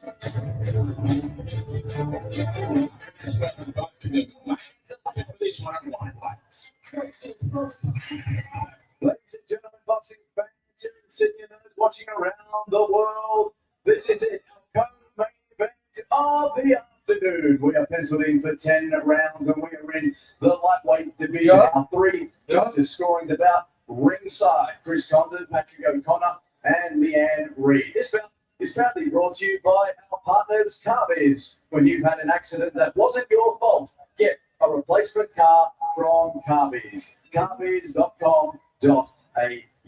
Introducing first to my right and boxing out of the red corner this afternoon. This man wears the brown trunks with the green and purple trim. It's at the scales 132 and 1/4 pounds or 60.42 kilograms. Trainer in the corner, Nate Carroll and Jason Lappin. The man holds an impressive professional record, reading 31 fights, 28 wins, 1 loss, 2 draws, and 18 big wins coming by way of knockout. Originally hailing from Tully, Queensland, and now from right here in Sydney, New South Wales, presenting your 2008 Beijing Olympian. Let's welcome Showtime.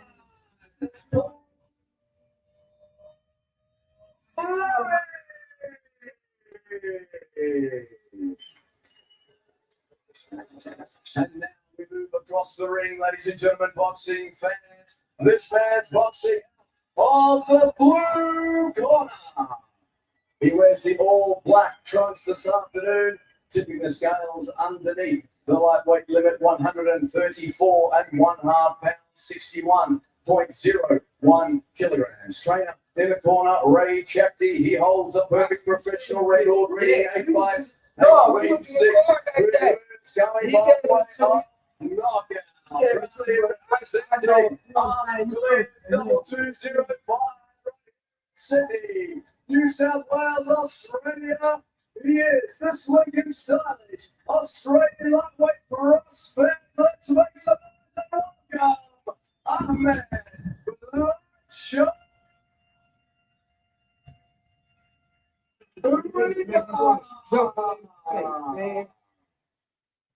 When the action gets underway, referee in charge, let's see. Man, it's been a little bit. Good luck. Shake hands. Let's go. So, a man having his 32nd professional fight against a man having his Pop. 9th. Hey, This hey, is guess what I got? your Guess what I got? It's Spence Tszyu up next. It is the young Ahmed Redder who strides forward against the Southpaw Paul Fleming. Redder, he comes forward, throws lots of punches. Fleming, he takes a right hand early here.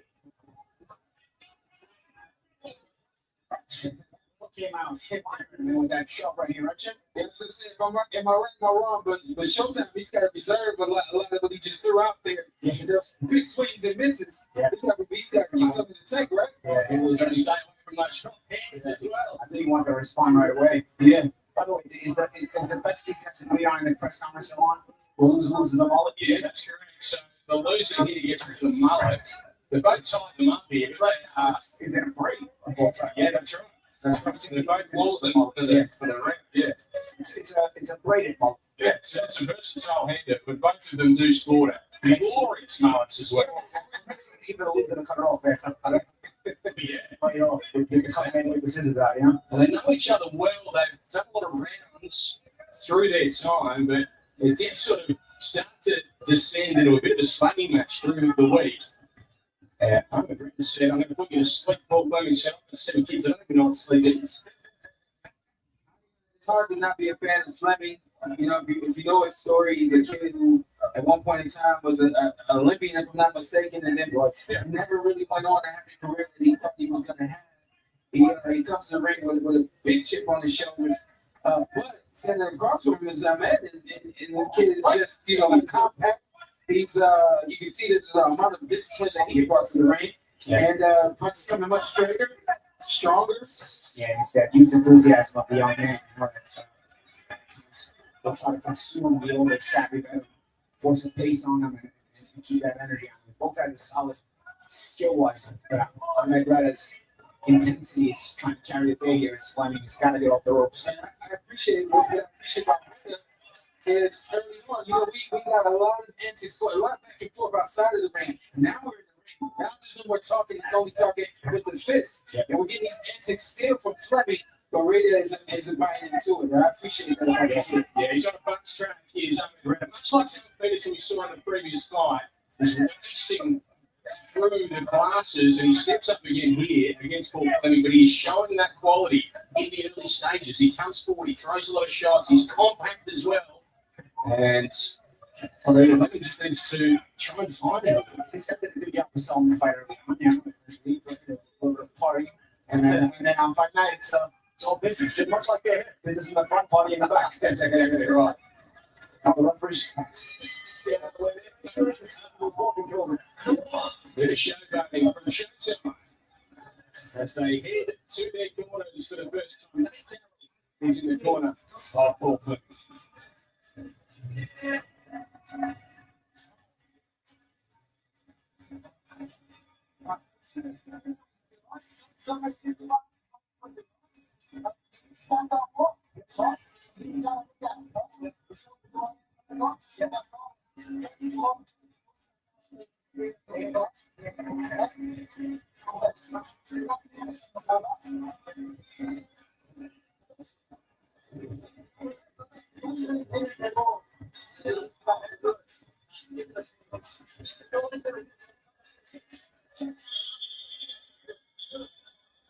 Just over his left shoulder, he got a few choice words now from the greatest boxing trainer from the world, Johnny Lewis, who is here in the building and a part of Team Red here today. Of course, the legendary trainer of only Koshizu, but Chick Fennick, and he's here giving his wisdom to Redder, who presses forward early here against Fleming, who was happy to camp on the ropes. He's taking a couple of shots around that left eye already, has Paul Fleming, and you can just see the swelling around it.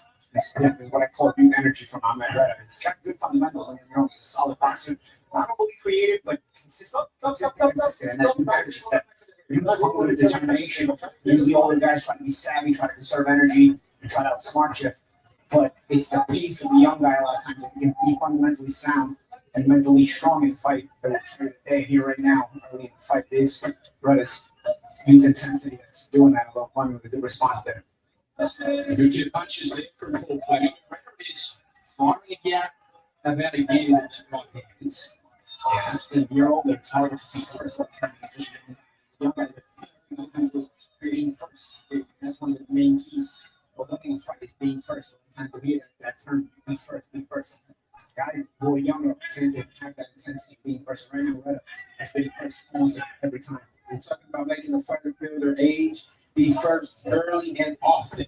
And that's how you make a fighter feel their age. Hey, right, so we got this Ain't No Kid on the fast track. Can you give us a little bit more about him? You know, like, why is he on the fast track? Well, he's very impressive so far in his career. They've stepped him up, including against Bruno Torino, who's fought all around the world, a really tough fighter, and he made even work in a fight like that. So that was sort of the invitation that let's go with this guy. Let's see just what he is made of. And that's why he finds himself now in the obviously, we were meant to be seeing Stephen Fulton, but we know what happened with the scales there. He's achieved a great I'm back, gang. career, including Australian title. Ready for the fight? He gets the exposure that he clearly craves. Stay back there, yo.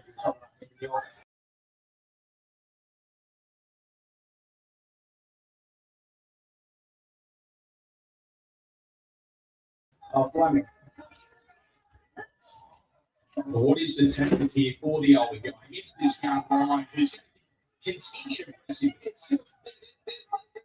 I see it that he didn't come to the ring with anything more than just the showboat approach and the approach of trying to kind of, for the sake of lure Redder in. And then beyond that, what else? Well, you know, the thing is, trying to lower the right hand. Redder's obliging. He's coming in all the time. But his punch is tight, short, and he's giving numbers. And what happens is, to take away the enthusiasm, first and foremost, you're going to be in counterpunch mode. You got to make him pay when he's active. You make guys pay when they're active, they start to hesitate a little bit. Fleming is not causing any hesitation in Redder. He's not making so Redder is growing confidence and he's continuously being first. Swing and a miss is Fleming.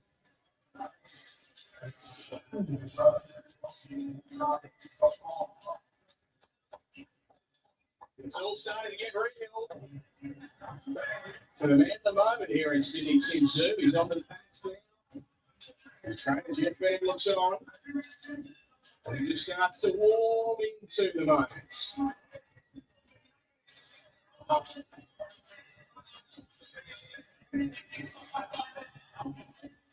He's fought here in Sydney so many times, but there's so much at stake here today.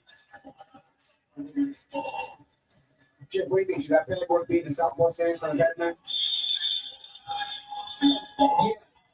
Yeah, you need to see even from your coach, because you're gonna step the correct way. Yeah. Let's go. That's why I'm Ronnie holding the pads in the right-handed stance. The right-handed. So round 3 here of this lightweight bout, co-main event is Ahmed Redder, the young star on the rise, and the successful veteran in Paul Fleming. What we've seen so far, Redder, he's making the action. Fleming shot a pot shot, largely from against the ropes with that, his left hand. Hey, Paulie, you asked that question, and I heard you, but I thought you asked Ben that question. And so I'm sitting there, I'm thinking to myself, oh, Ben, no. So I'm waiting on him, and you tap me. I'm like, okay, that makes sense. You got me like when he said Sean tonight. Sean's very focused on the battle. But Paulie Brett, he said for Fleming, he has to be on point. He has to be sharp with his counter punching. He's not going to keep up punch for punch with the young.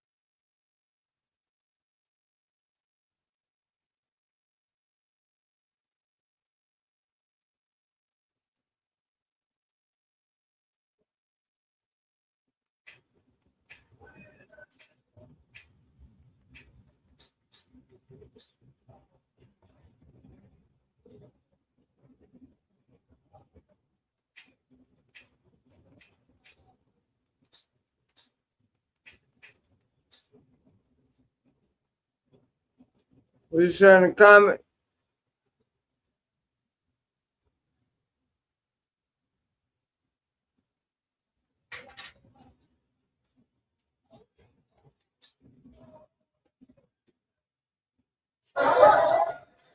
He's really starting to sweat. Errol Spence, well, I'm gonna fight in a minute. Left eye. Some of the hands get broke. As you in with that right hand. They want friction from Brenner. They want more punches. They want more activity, and they get a good right hand from him there. Now he starts to work. Just Brenner. The body shot is there from Paul Fleming. Fleming's trying to take the approach every time to get to the body. I've seen him go for the body a few times. Maybe to try to slow down the intensity by going to the body. It is one of the approaches he could use. Again, I'd like to see him also shut it.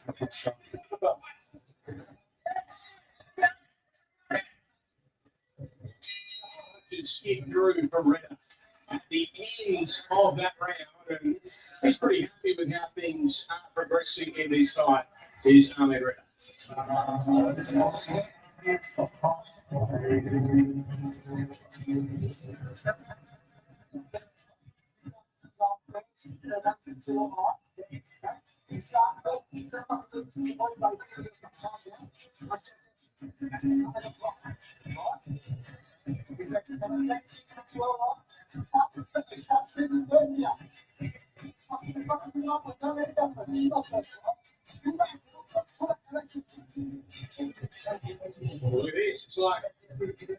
it's like school. Yeah, he is telling you what he wants to see out there is the legendary Jim Benny. Tim Tszyu, and all this union comes together here on the big stage. And that step over, I think, is important. You see, if Ruben Reader, what Benny was showing there was maybe a 1-2 uppercut, and then step over to the side. Regardless of what he was going to do, I think that side step over to the left is going to be key because Spence doesn't really back up. So you've got to side back up on his front side. And the greatness in Jeff Bennett, right? If you watch, he showed him what not to do, and then he showed him what to do. You know, and so when you want to avoid and when you want to, make sure you're doing this. You can tell they've been working on this. That's a good sign for me, for you two. I'm sure probably ahead of a fight, seeing that Tim Tszyu is actually prepared to do more than just punch you from straight forward. Yeah, exactly. Those final little reminders. That's one now. Yep. There we are. Drifting into the middle stages of the event now. Net Redder and Paul Fleming. Redder comes towards the body, reaches out with the right hand. Covers up. He's just using the ropes. He's in a corner here, and they have a little conversation. These two, and Redder, he's enjoying it. The only thing that's going to happen here, I'm going to get sweat on it. I don't want that. Come over there. The activity of Redder, again, you see Fleming playing around. He's talking trash back. He's trying to give these two little moves in there, but no response. He sits wildly and he heads to the other side of the ring. It's Paul Fleming. It's like, no, wait a minute, you missed, sir. So giving him no reprieve. He comes right across the ring and starts punching again. You know, he's keeping it business. Not letting him put antics distract him. There's a left hand back Fleming, but got through on a red. Red is the puncher most likely in all of these exchanges. There's a punch from Fleming again. He looks for that overhand length. He's hunting for an upward. Stepping forward now a bit more. He's trying to hold his ground there. There's no problem. Either, matching the numbers. Definitely holding his ground. He's got to be careful with his hands out of position when he gets in such close range. Ooh, left. Good shot. That's one of the counters you want to start using, right? Fleming is yelling. And if anything, Fleming has kind of disguised some of what we're seeing now. He hasn't done anything in this before. Yeah, I don't think it's necessarily that he held these offensive weapons back. And almost to the same where he's got the kid kind of like, moving forward. And now he's What? I told you, man. Hell yeah. Man, fuck them motherfuckers, man. Fuck them. They mad. They're gonna... I don't think it's allowed anymore. At the old man script tonight, the pace. Every old man, not just one. $35,000. $35,000 cash money? No, I give $35,000 plus one, right? The one I gave. No, you gave me six, though, right? There was one. I had one. It was six, and $35,000 plus one plus six leaves $7. $35,000 and $7, right? Motherfucker, can you buy that? To bring you down to be second. What you want to do, well, what we do that, doing a puzzle fight on the double money. Let's thank you, I got He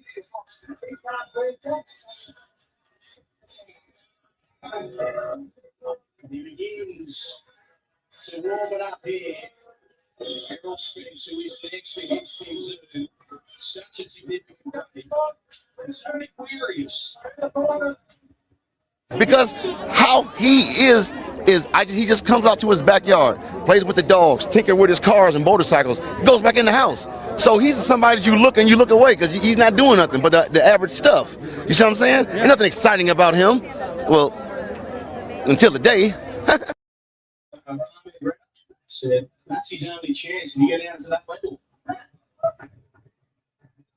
And Fleming punches ground here in the early stages of round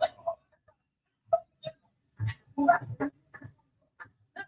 Welcome to the Boxing Menu Podcast. Make sure you hit that like and subscribe button. Now back to the show.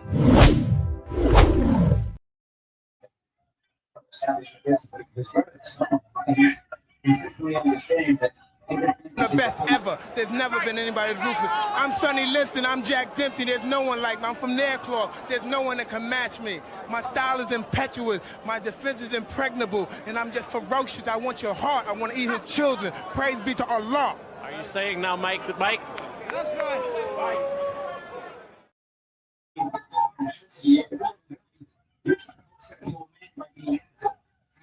As the old man, you're trying to offset the pace of the young man by being frustrated. Fleming's trying to find his way inside his head right now. He is doing absolutely everything to victory. But it's not going to offset the pace.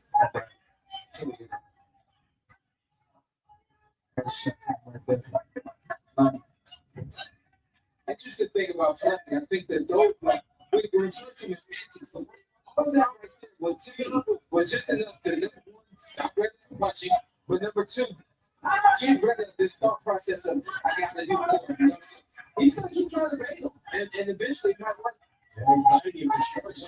To this corner for you. The occasional pot shot, and that's not going to change the momentum of the fight. Fleming has to do something sustained here. And it's just there's nothing sustained here. I don't see how the momentum of the fight changes. Well, if you look, he's going to the bottom. And I think, if anything, and to get it sustained, he's not doing it in a sustained manner. Right. The pot shots to the body, trying to put some air to the young kid. He's trying to again, like, just looking at strategy, Yeah, there is a second half of the fight still left. See,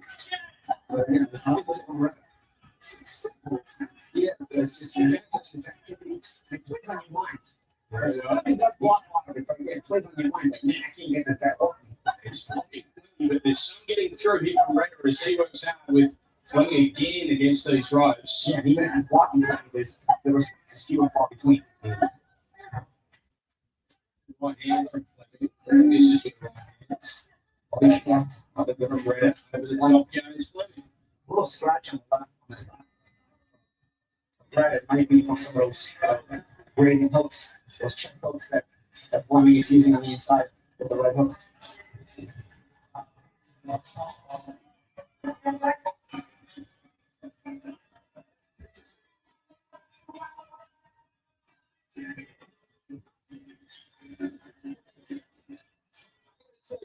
I like this because I feel like he's just trying to shake up the young man. At some point, you got to shake this kid up, and then the body shot. You see it come right here. He's going to stab to the body, and I like the stab to the body because I think that it will pull a little bit out of the kid at some point. He said, "Come right here," and you're recording. But I hear you, Paulie. You have to be able to sustain. The thing that I didn't even take into account all of the energy required to do that right there.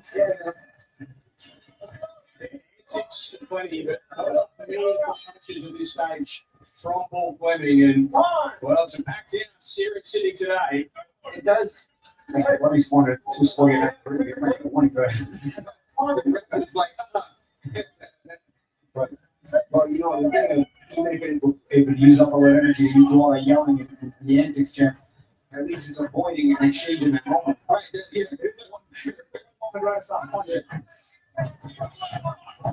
Chasing right up. Taps his head. Runs again. And he's really trying to mix up what is in front of him. But very sharp for a man who's not a professional fighter. A little composure from Fleming as well. Again, I'm just watching him step to the body, watching him, and I'm wondering, is it gonna show up as this fight continues on? Because I see what his game plan, I see what he wants to do, and I'm curious, is it gonna work out for him? But you know, this is also one of those fights, you know, when you got a prospect, you look at matchmaking and the progression of a prospect according to the matchmaking, right? This is actually a solid fight for him because you're getting the rounds. In front of him, you can make them pay for the mistakes here and there, which pot shots in between, but doesn't push hard enough to make them pay for the loss. At the same time, it's forcing hard to have to think his way through the fight a little bit because Fleming's not going to go away that easily. He's shown that he's not going anywhere at the moment, Paul Fleming. Tries to find that right hand time and time again, but Fleming just zigging and zagging a little. It's one of those fights where you'll look back on the progression of Brad Dry's career. If he is to go on, if he is to go somewhere important, and with his career, it's one of those fights that you look at like, oh, this is an important moment. Not these rounds with this happy veteran. He had to think his way through. Couldn't get him out of there.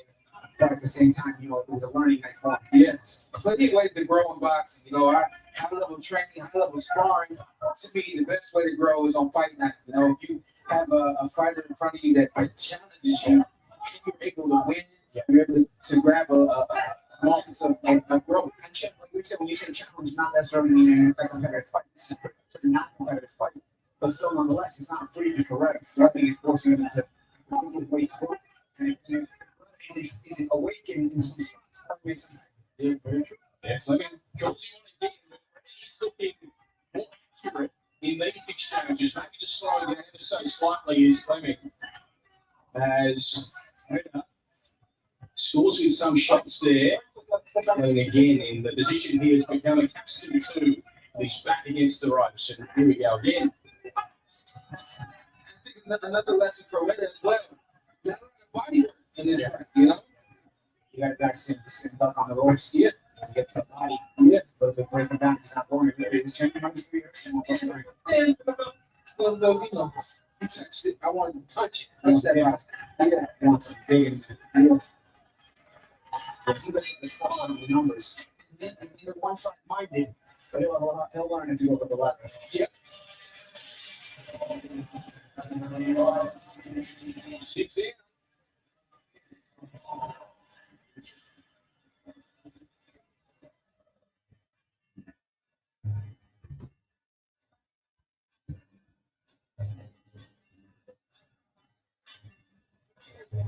When I was in the back, I never really sat down. I had to kind of be scooped up. I let my legs rest, but I didn't want to get into this position of complete rest. You know what I'm saying? Yeah. Now I'm not critiquing. Yeah. Everybody out there method. Exactly. Yeah. I'm looking at the kid, man. He's ready as I've ever seen him. He's in. He's Errol Spence. He is chilled out, ready to go. And Tim Tszyu is getting his sweat up. He's warmed up. He's next. The main event. Errol Spence and Tim Tszyu. And he storms across the ring. He steps out here against Goldman. Round 7 of this 10-rounder. He came in and he's decided to pick it up. Notice anytime there's a break in the exchange, when they restart, who's first? Back to again, the youth energy typically starts first. And anytime there's a step away or a step around or a break, the reinitiation almost always starts with the rep. He's first every time.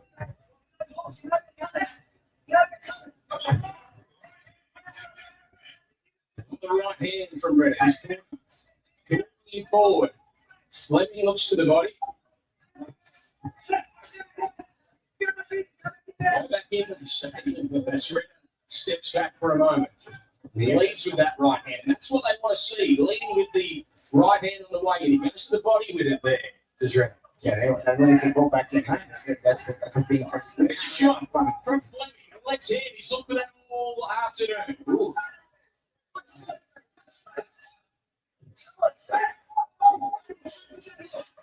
Up again, Red.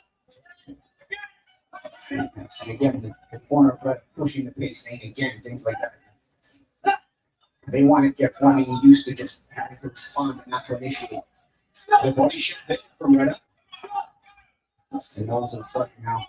Bleeding more profuse. The nose damage, the eye is closing. This is what you don't want to become like. This is what. This is what.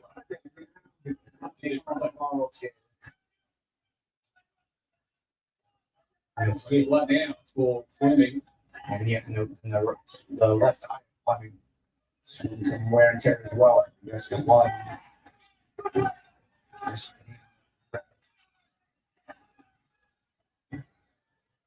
Still work from Reddit. And the C Fleming, you know, again, his delivery, where his punches, they're open-handed. You know, they're not punches that are landing solid. And when you got a young kid in front of you, I said this before, you gotta punch him, hurt him, make him feel it. You know, the open hand. Yep, the open hand is just gonna allow that kid to wear it and keep going. And for the young guy, you know, the only way you break their confidence in something is consequences. You know, they gotta put their hand on the stove and get burned. Right now, Red has not been burned.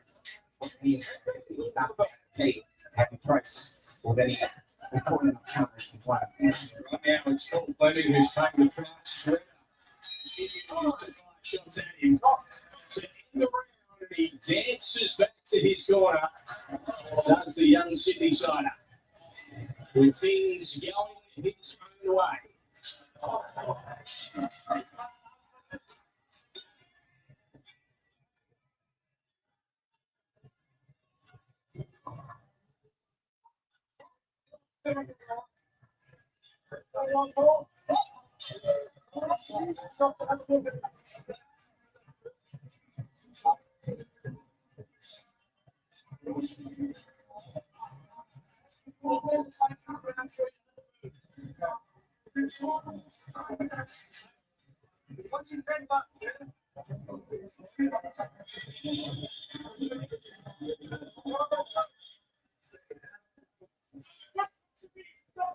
Well, the doctor had a look at Paul Fleming, so nothing of concern.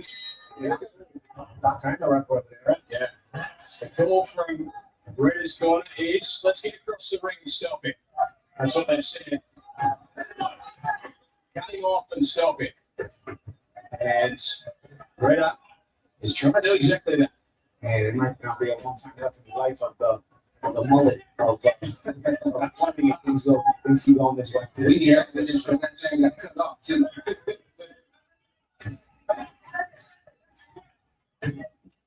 And he continues to work hard as McGregor. Oh, you bet. That you fought before. No bets, no little side bets, no. Yeah, I've never done that either. I'm just wondering, does that change the little side bets, no? Yeah, I've never done that either. I'm just wondering, does that change the complexion of your mindset? Yeah, mine's about 30% about it. Yeah, remember it never came on. Yeah, plumbing is nothing like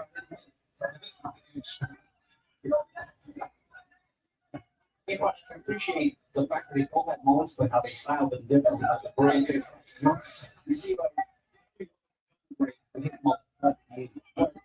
it's a short. It's went with a single braid, but you got some of it in the corner in the back too, right? So earlier in the weekend they looked the same with those same mullet, but then who's good? But tonight, you get a little separation when they style it. I like the corner of Red telling go across the ring is stopped, you know? I like that. Well, I think they probably noticed that the doctor and the ref checking on time a little bit more than maybe what would normally see, right? Seeds of doubt in Paul Fleming and his team and the officials as well. Sits down the line, misses, and he is looking pretty damaged now. Is Fleming. I'm sure you know, as you probably experienced as well, they come to a point in a fight where you're not necessarily stopping the guy, but you take the winning mentality. The winning mentality. It's funny how the winning mentality out of it. Yeah, just about getting to the finish line. Not so much trying to win. I think he hopes that he believes that he's gonna have a moment. I think he's hoping that at some point he throws a punch and then it doesn't matter. I don't think he actually believes that it's gonna happen. Yeah, it's almost fighting to just get to the finish line now. They come to the last point, you don't necessarily get a stop it. You can kind of tell as the attack.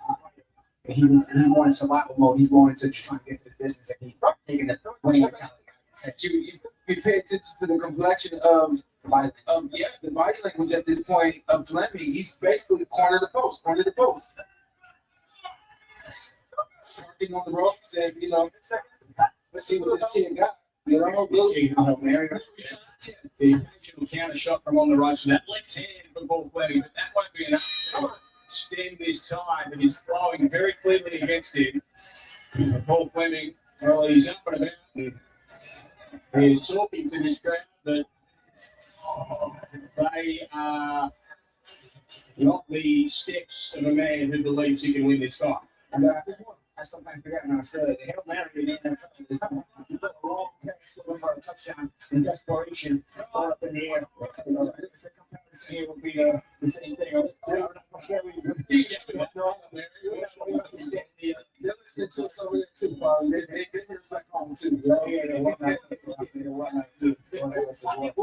For the rugby. No, you can get Hail Mary.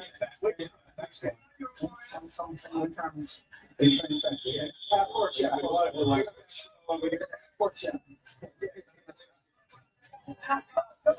Those touchdowns, they are ring-reading for Paul Fleming. And frankly, shows his face at this point. I'll tell you what, this fight may not be big for the world, but it's big for Red. If he gets a stoppage on the Fleming, 8-0, I guess, former Olympian. Yeah. It's still a good record. Good, it's a good scout. And you just mentioned that this is the broadcast going around the world. He's a good co-main event, but Red is a guy who brings up. Let me tell you something. I'm going to bring this up because the Rose brothers at No Limit were almost deciding when Fulton didn't make weight that Red was going to step in against Fulton. And I tell you, shit, Fulton against this kind of pace. Yeah, I wonder if Red would have beat him, man. You know what I mean? Even though it's a more experienced guy who's at a world-class level, yeah, it's a Fulton who missed weight for the second time in 2 fights. Maybe not in such good shape. Last time he missed weight, he looked terrible against Austin. You wonder if that pace would have been able to overcome the experience at championship level of an out-of-shape Fulton. But actually, the Rose brothers said, you know what, we're not rewarding this guy. Yeah. That's the way it would have been. They want to end up giving a little bit of payday for costing Liam Wilson the fight, because in the end, it was supposed to be Liam Wilson's fight against Fulton for the Australian fans that were. Probably this is not the co-man we expected. What do you think is going to be the end result for Stephen Fulton moving forward? you know, a lot of times you get put on the bench, so to speak, by your parents and things like this. So I'm not sure. You know, it's a matter of what the hierarchy of PBC will decide on that. He didn't look great against Oshaki and also misweight in that fight. So, you know, sometimes you wear out your luck, and sometimes you have a chance. He'll probably, you know. Yeah. But you know, again, just keeping it to the fight experience. The question you asked the very last round is had rather beat the winning nature out of Brian. I think we're seeing more and more of this round than we did at the end of that round. He actually pissed around. Yeah, he's looking around now too. He doesn't look to be focused on winning this fight. You don't want to see you right at the end of the time, like one more round, at least really distance. It's more, this time you think the moral victory if you're flat. And he's trying to see that with his right eye as well, because the left eye is just closed. So, yeah, you start to decide if you're going to come from all the inside the ring in a post-fight interview, or if you're going to turn off the dressing room. You'll probably go through your mind. It's awesome. For this whip. Eat that mother. But sometimes those bets don't get on. Remember the 97, I remember the bet was that Camacho this Camacho at the fight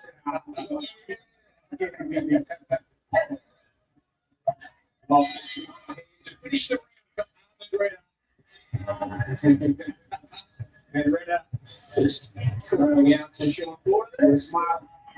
He's pretty chill now. Things seem to have really gone in his favour through this fight. As we head into the final round, we saw an interesting fight earlier on. Paulo Acuso against Luis Tejada. And, well, Acuso punctuated that fight with an exquisite left-hand knockout punch. What do you two forecast for this, the final round, as we see Tim Tszyu getting ready to come out for the main events? So you're looking over here at the corner, and they're pushing them forward.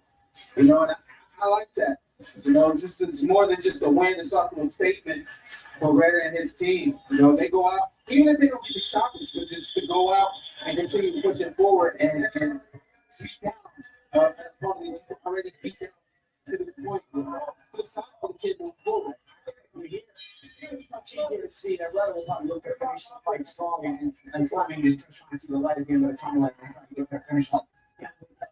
With Tejada and Cusio, it was, you know, they were still it was actually in the fight. As he had a few rounds. Fleming hasn't had many good rounds, trying to hold the ground out and say, I'm not the same before. We'll see if I can get this hell area. Yeah, he's trying to come forward and throw punches. He's Fleming. That puts him right in the sights of Ahmed Reda, who was in there looking to finish it if he can in the last round. Like that man, Acuso, who you mentioned from earlier, the eye just about closed for Fleming. And Reda, he would love something big to punctuate this on the big stage. All these guys giving people everything that, or giving the people everything that you want. You know, both these guys still fighting until this final bell. Specifically to see Fleming continue to grow the way he used to. And this is why it's a learning experience for Reda too. You know, it's you see Fleming, you know, he goes away in spots and he's going to think, I'm going to give it a couple of days. Let's see if I can pull the drop of the finger shot there from Reda.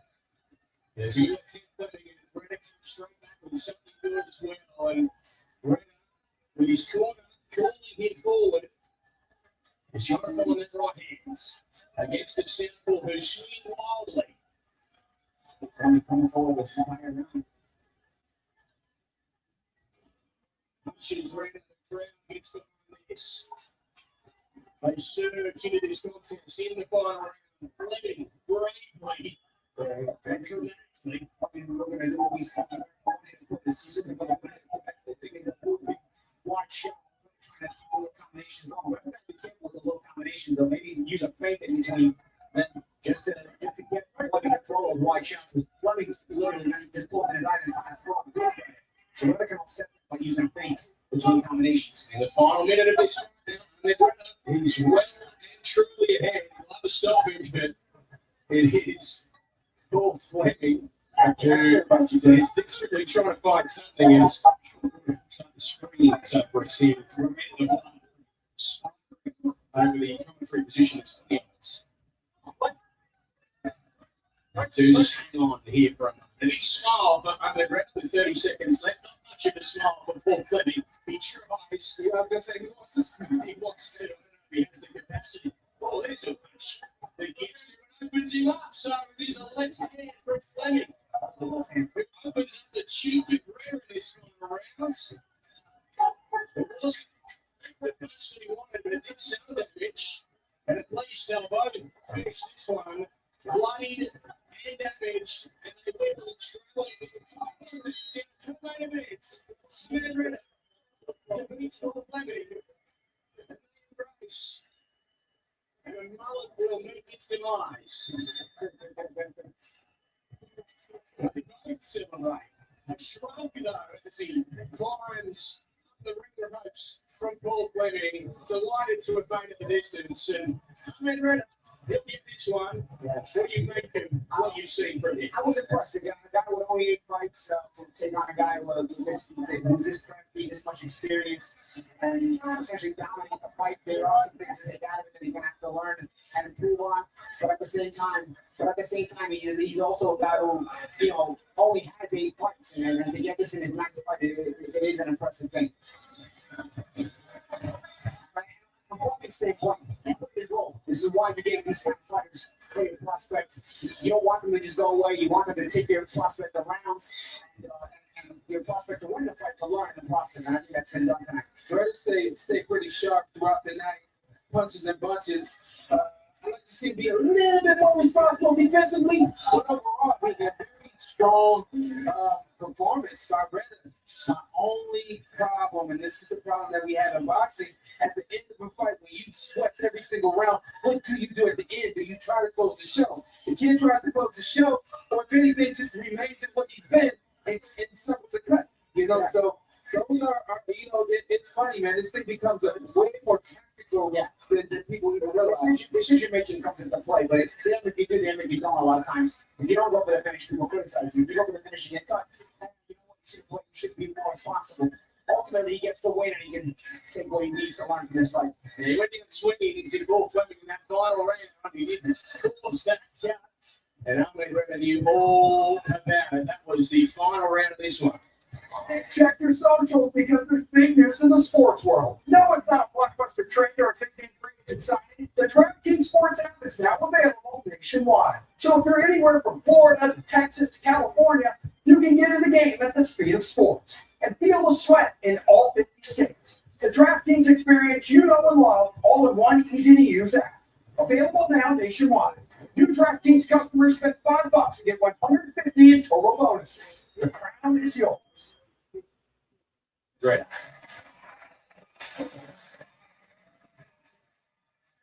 And that man is next. Australia's former world champion, Tim Tszyu, ready to head into battle against Errol Spence Jr. Your main event coming up shortly. It is the great champion who helps him apply the rope as Errol Spence just chills, prepares, and now stands and smiles. That is next as we make the co-main official with Stephen Bates. Ladies and gentlemen, here in Sydney, let's have our boxers set to ring. And before we make this one official, can we have a big round of applause for both of our lightweights here? Putting on 10 magnificent rounds of action.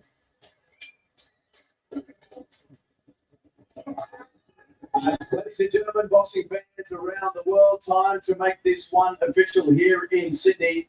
After 10 rounds of action, we go to the judges' scorecard for the decision. Judge Leanne Reed scores the bout 99 to 91. Judge Chris Condon scores the bout 97 to 93. Judge Patrick O'Connor scores the bout 96 to 94. All 3 judges have this as a unanimous points decision victory, and it goes in favour of Ahmad Bloodshot Ritter.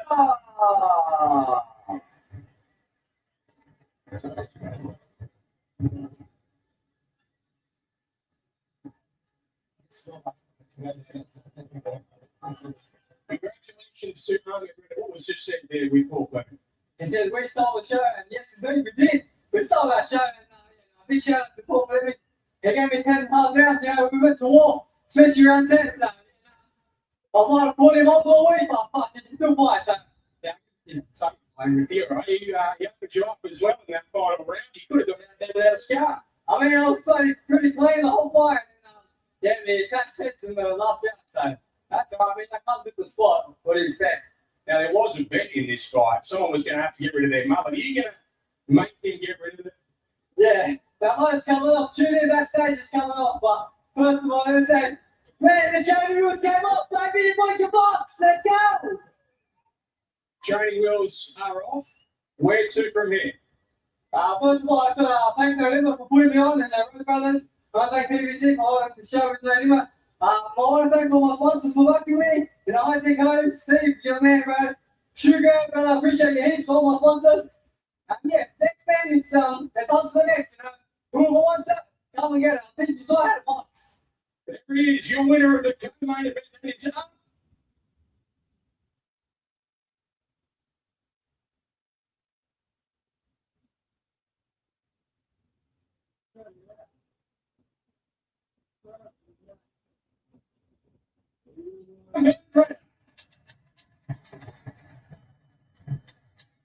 he is, Redder.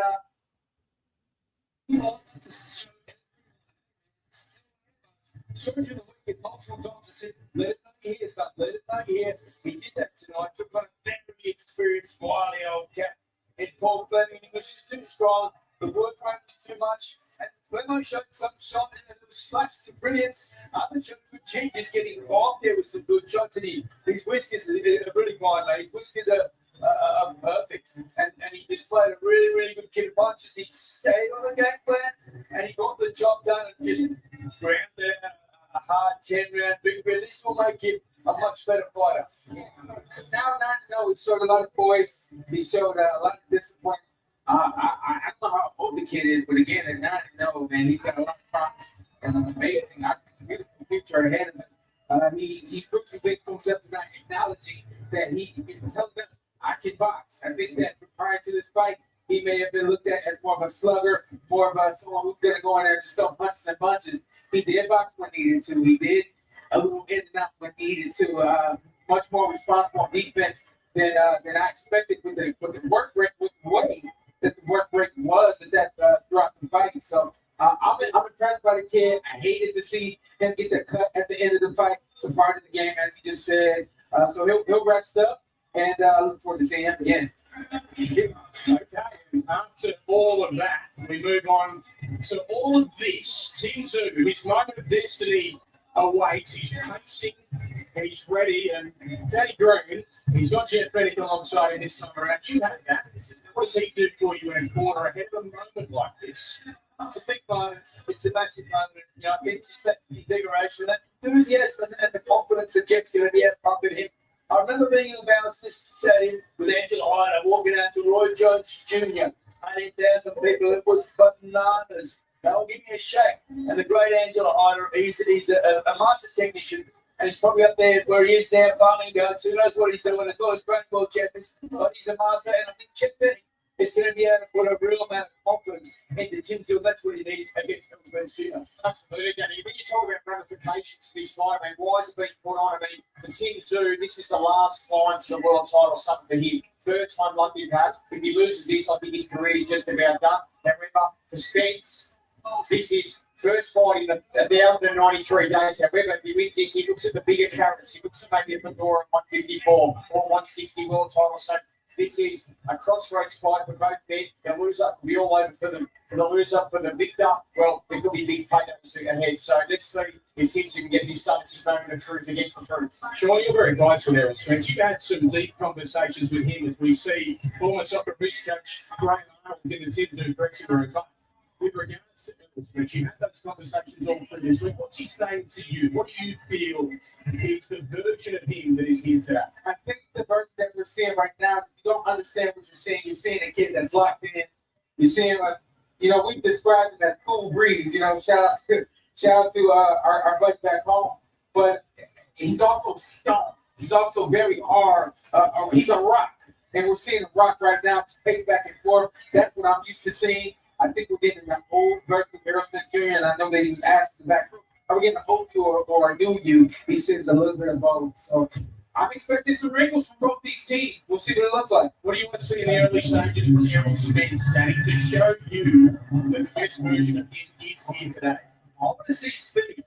I want to see speed that I haven't seen. I haven't seen the speed in the lead up. That's what the concerning thing for me is watching Errol. I'm not seeing the speed.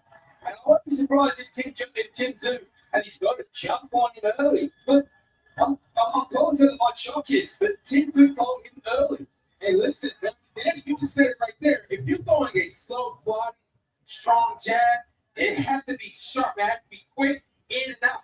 Give your opponent something to see on their way in. And if I get time that jab, that's a problem. You're right, Danny. I didn't even consider that.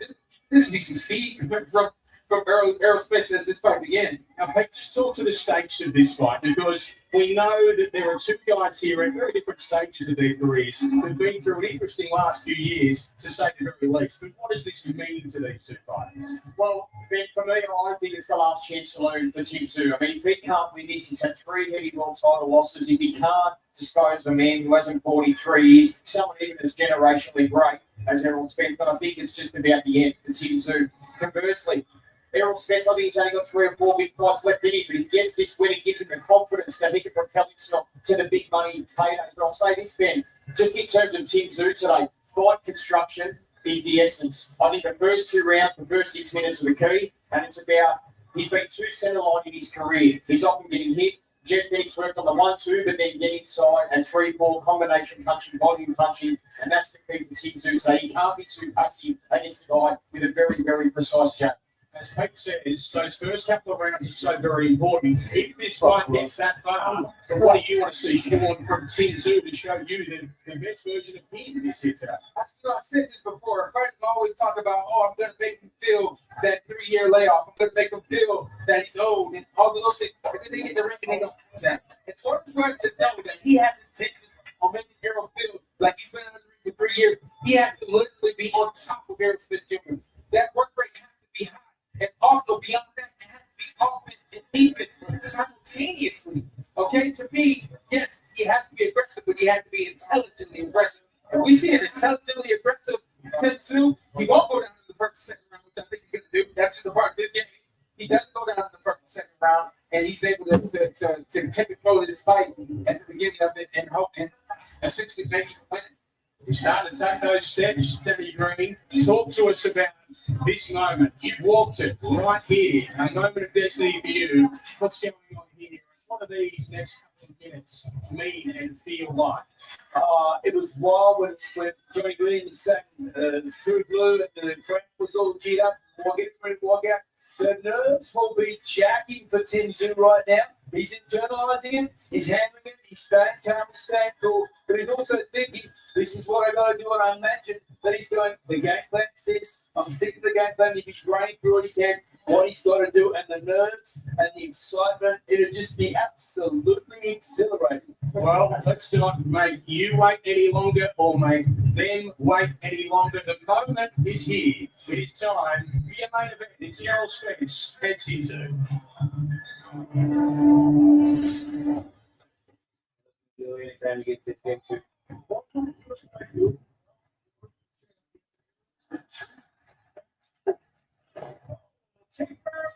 Do I want to do? Yes, I do. We were both in a position where we both have to win.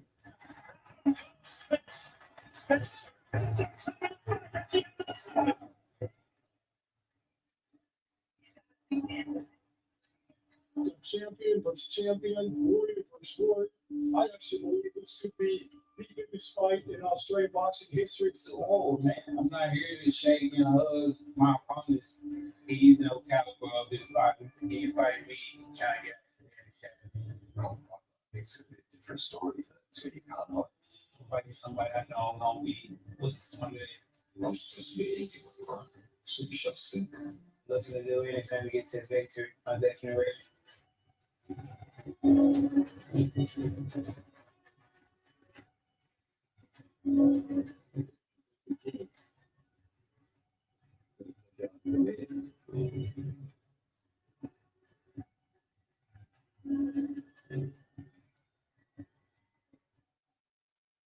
clock is ticking. Retirement is coming up. And what a pleasure for me to be able to do that.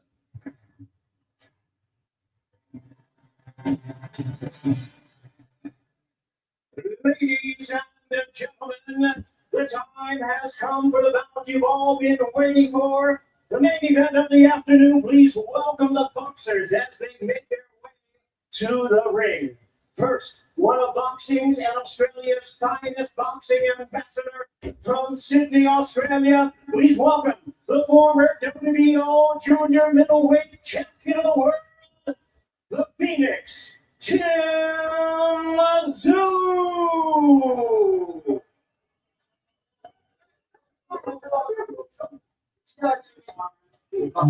One shot, one opportunity.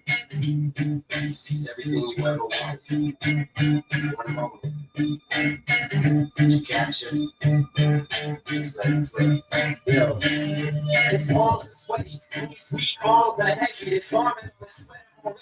Mom's spaghetti, he's nervous, but on the surface he looks warm and ready to drop bombs. But he keeps on forgetting what he wrote down. The whole crowd goes so loud, he opens his mouth, but the words won't come out. He's choking now, everybody's choking now. The clock's run out, turns up, lives, man, back to reality. Oh, there goes gravity, oh, there goes gravity. Chuck, he's so mad, but he won't give up, and he knows he won't have it. He knows it's no max and he's broke. It don't matter, he's broke. He knows that, but he's broke. He's so sad that he knows when he goes back to his mobile home.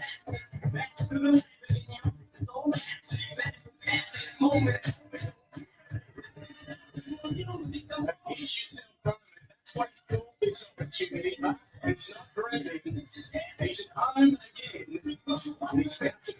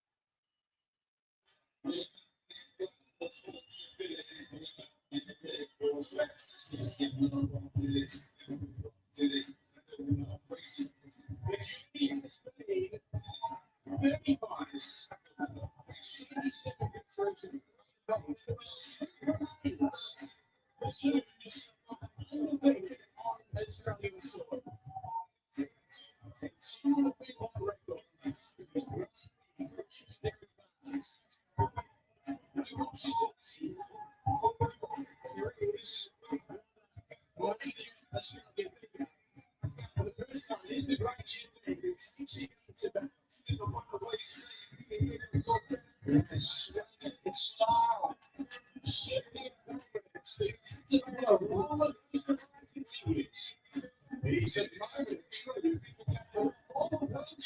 service now.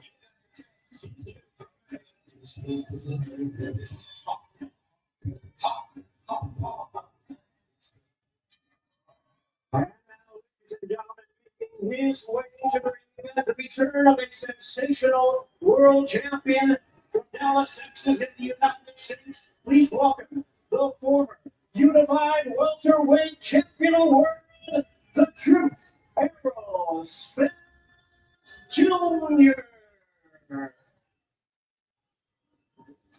The story's fun, the story's true. I love you. I can promise and like that's that was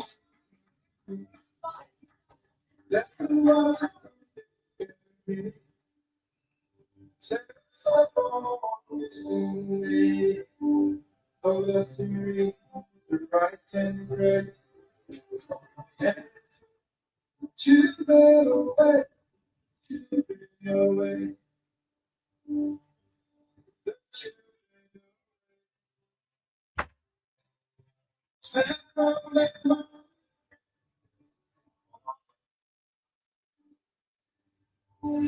It is an indigenous statement from Errol Spence, who is embraced by culture.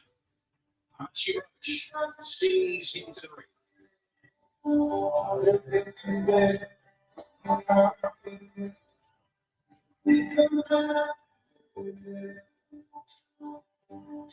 One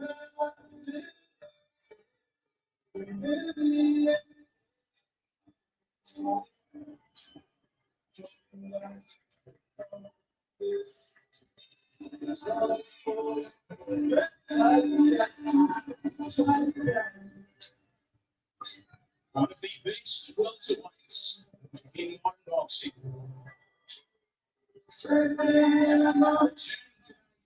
Right on the other side of the world. The former unified champion of the world, who at 36 is now just 3 days shy of 3 full years away from the ring. Last time we saw him was that mega-fight defeat to Terence Crawford, who is in the building. Before that, wins over Danny Garcia, Mikey Garcia, Kell Brook in our own short quarter. 28 wins, just on the feet.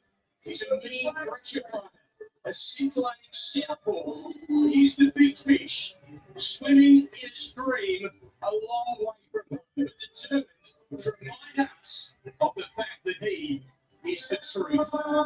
This is the returning Texas superstar, Errol Spence. Kings telling the tape for our main event of the evening, Errol Spence versus Tim Tszyu. The truth returns to the ring after a 3-year layoff, now at 36 years old, to challenge Australian hero Tim Tszyu, who was 5 years younger. Spence has a slight height advantage in this fight. Tonight's question will be, can Errol Spence Jr. return to the form that made him a champion at 147 pounds against the pride of Australia, Tim Tszyu, who was undefeated in his home country, looking to defend his home turf. DraftKings is now live in all 50 states.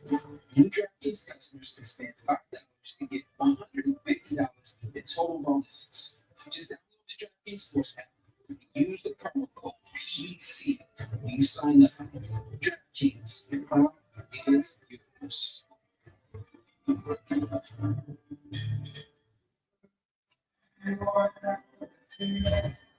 Ladies and gentlemen, a very good afternoon to you, and we welcome you to the Afterplay Arena here in Sydney, Australia, for the featured bout of the afternoon, brought to you by Australia's #1 boxing promotion, bringing Australia to the world and the world to Australia. No Limit Boxing and the Rose Brothers, and presented in association with Premier Boxing Champions and TGB Promotions. This bout is presented, also sponsored by proudly the New South Wales Government's Tourism and Major Events Agency, Destination New South Wales. Discover everything Yes Sydney has to offer at sydney.com. And now presenting this bout is sanctioned by the Combat Sports Authority of New South Wales Supervisor Angus Henderson. Our judges at ringside, we have from Panama, Carlos Costa. From Australia, Adam Hype, and from New Zealand, Joanna Schwalger. Introducing our third man to bring the referee in charge. He'll be giving instructions after the introductions. From Australia, Will Sulas. All right, fans, here we go with a showdown in the middleweight division. Highly anticipated special attraction. Scheduled 12 rounds of boxing at the main event of the afternoon. And now, ladies and gentlemen in attendance, and boxing fans joining us in Australia on Foxtel's main event pay-per-view, across the United States on PBC pay-per-view on Crime, and around the world on DAZN, live from beautiful Harbour City in Sydney, Australia. It's showtime!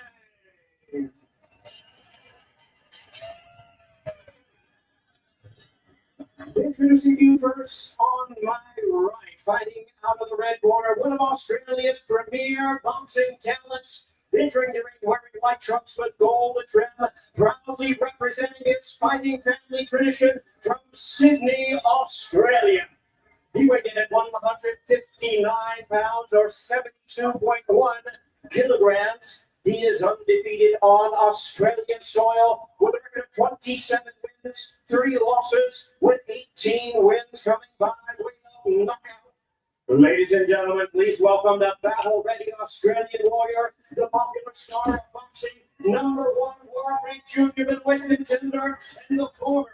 WBO Junior middleweight champion of the world, introducing the Phoenix, Tim Tszyu. And it's a opponent across the ring, Radio fighting out of the blue corner, considered one of the finest welterweights of his generation. Entering the ring wearing black and white trunks. Let's go. Multicolors. From the eye collector, your body snatcher, yo. He weighed in the same My nigga Spence. 159 pounds or 72 See what he do. kilograms. With an outstanding record of 28 wins. All right, it's time to go to school, son. Come on, get your hands up, man. You need an interpreter? It's time to go to school. You will lose. My nigga. World-renowned star of boxing, the former Something ain't right. Something ain't right. And damn it, it's time that we find out. Errol Spence. Most motherfuckers don't know shit about boxing. Boxing, number one, is skill. It's all about skill, basically. When you come to real boxing. I'm not talking about no Sylvester Stallone shit. That shit they show on TV, that's bullshit. When you start talking about real boxing take real skill, okay? Brought in some big guys in here. You beat them all. It ain't only about being big. You gotta have skills, son. Y'all keep talking about fighting somebody. Didn't he just have a fight? And what happened? Welcome to the Boxing Menu Podcast. Make sure you hit that like and subscribe button. Now, I'm the best ever. There's never been anybody as ruthless. I'm Sonny Liston. I'm Jack Dempsey. There's no one like me. I'm from Nairclaw. There's no one that can match me. My style is impetuous. My defense is impregnable. And I'm just ferocious. I want your heart. I want to eat his children. Praise be to Allah. Are you saying now, Mike? Mike? That's right. I want to see as effective wrestlers. Go, yo. And that's always going to be the question here with Errol being out of the ring for a while, and he wasn't getting a great shot a few years ago, trying to get that lead hand established while Tim is patiently stalking. Very wide stance it is to Errol Spence, who tries to feed off that jab, but Tim Tszyu just shuffles forward confidently towards him in the opening stages of this first round. That back leg does not look good, Paulie. I saw it. You called it. It's shaky. When There you go. Changes the level and goes down a little bit, that back leg is shaky. Go to the bottom. We made a good point between fights. Said Errol pushed his punches with that back leg. You got to get the drive with the back hand, with the left hand, and that left hand looks like it pushes out. There's not enough explosiveness in the back leg. Again, let's see. There you go. Some guys into it. Some guys a little over. They won't into the front. Yeah, that's a good shot. Yeah, good shit. He comes towards Errol Spence as well, but Spence Good very shit, yo. in the opening stages here. And then throwing out There you that go. left hand, Throw the body. tries to find the Take body that win out. So he does find it there. Just shuffles in. Take that win out. Chops down with that right hands. Throw that right hook and that left hand. Immediately, not a lot. He's pushing with the jab. We hate to see that when he's going to the body. What do you think of the patience? There you go. I want to see him push forward. I want Keep to see moving that around. Much more. He's not mentally stressed. He's not punching a lot. He's been a high guard while trying to put Step into it. Yeah, now he's starting to get active. You gotta get your reaction. To lead from Tim Tszyu against us.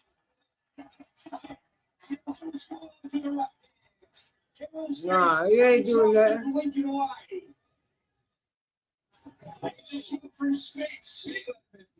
He going to bite. Beat his body up. He's always taking another shot, guys. Two good shots so far. Yeah. The one that didn't look Get as into shaky. the body.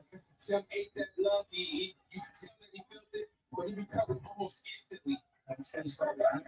Still looks a little shaky. It's interesting because Errol is the guy who comes forward. Nah, Errol he gonna be all right. And is he going to be effective in retreat? Remember we talked about the guy that goes in retreat in this fight is going to be the guy that's He ain't coming forward like he used to. Man, tear a nigga shit off. But there's a fight to win.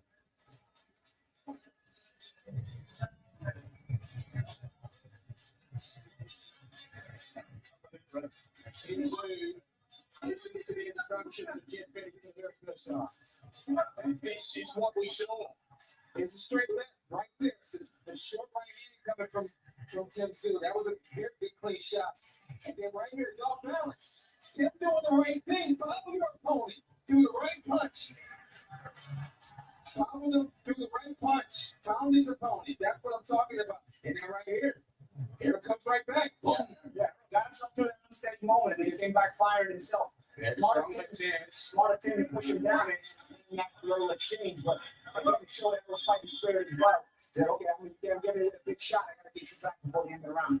All right, so with 3 minutes down. Come forward, bro. Well, the come on. Come forward.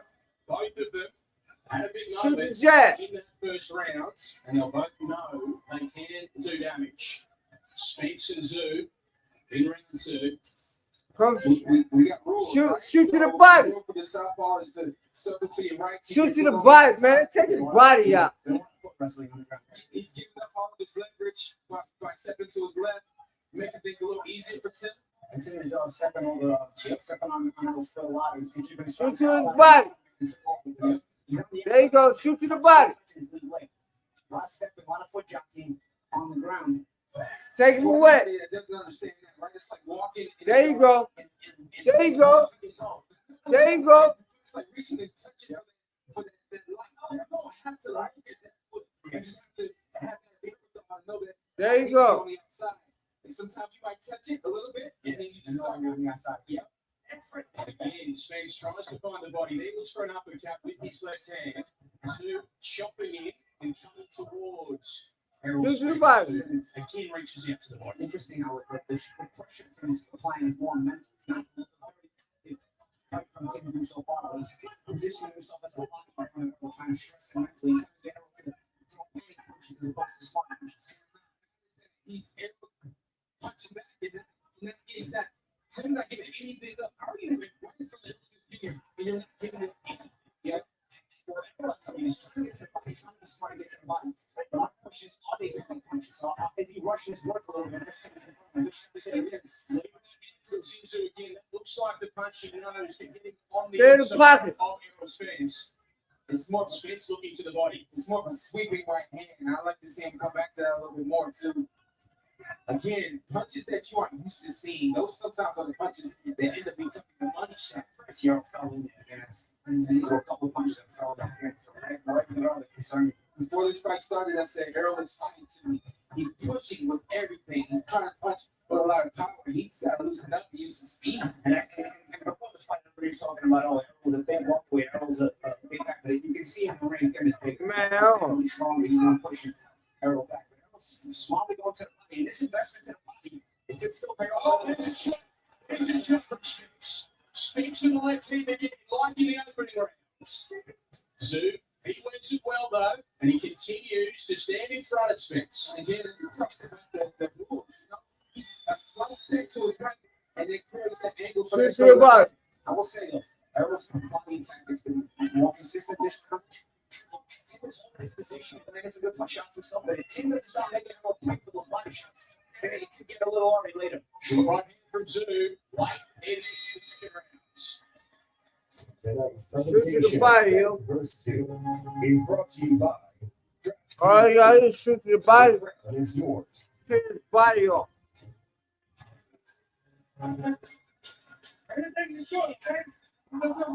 My man.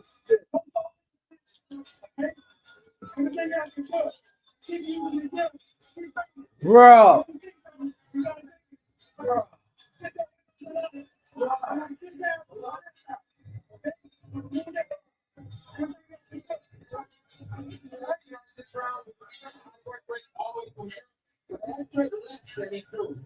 You see him slip off a little bit to the right. That punch was free off because look, watch him circle a little bit to his left, to his right, excuse me, and he never let that straight up. You see him attacking a little bit too squared up there, and a lot of respect saying you're able to get that shot down the middle and step around. Second round back down for Errol Spence Jr. How do you feel the first count? 1-1, tie game after two. Okay, so Tszyu and Spence recommence here in round number 3. I like Ronnie's instructions. Spence. Where I was laying around because the low punch you got to have your legs strong under you because it's double work for your legs, but at the same time it does protect you. But a guy who doesn't have great legs to grab the punch and get his head on fire, sometimes this combobulates his balance. And see if Errol's able to do it. It's straight right landed right there for Timothy. Tszyu got through and then tangled with their feet and Tszyu went awkwardly. Now, instead, he went punching range and they try and find it. The pair of them. 1 2 left. That's it. Come on, Earl. Their defense. And they're just showing the Come on, nigga. Tszyu covers up as he comes towards Spence then. And shopping his Spence. Feet to the body. Errol's punching on a lot of power with both hands. It's effective. Tim Tszyu showing a good poker because he can push it back. Yeah, this is the physical something. This is when you wonder. Go to his body, nigga. Yeah, beat his body up. Keep beating his body. He's consistently dipping to the body. His Spence. Tszyu consistently walking. Man, stay in his body, nigga. I look at my fight like the biggest difference in our fight. He got to my body and I didn't get to him. Keep going to his body. Don't be looking tired. You look tired. Yeah, keep going to his body.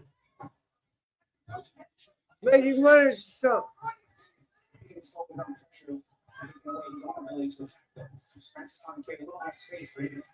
Seems like Tim Tszyu is smothering himself. Come on, yo. Why? You're forcing your opponent to keep his hand home. Step back. Against his face here to Tszyu. There you go. There you go. There you go. There you go. Okay, that back foot still not steady, but we reach it again. But he's getting the numbers up. There you go. He still continues to walk Errol down, but he's not coming over. Go to the body. I'm telling you. Keep going to his body, man. Leave me in the body. Every man. Look. Just watch for him. With what's couple right hands and big range. You see the opportunity there to Spence hit. Too hard to the body as much as you'd like to think he could. Let's get into Tim Tszyu corner with Jeff Bennett.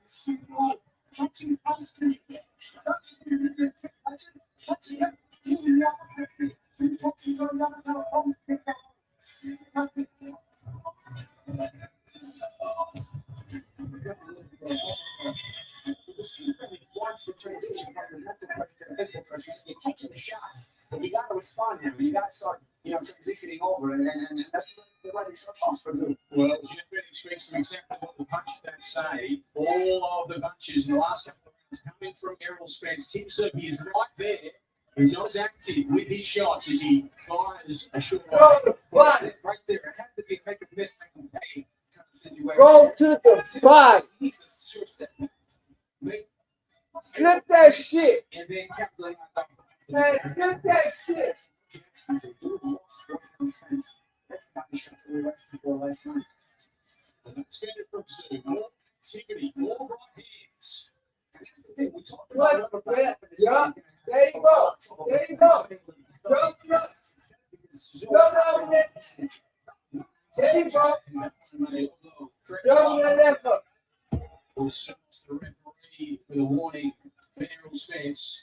Continue to tangle between this orthodox and southpaw fight. I got to tell you, Brad from Tim. He's got that lead foot.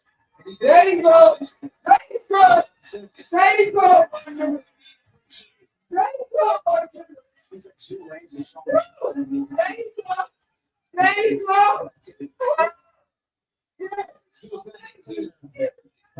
It's consistently working. And you see watching everybody else talking about the long ways.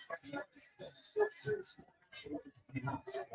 From Tszyu as well. It's just like he continues to score with that shot. With the right hand, Tszyu. Mid-miss. He didn't catch it.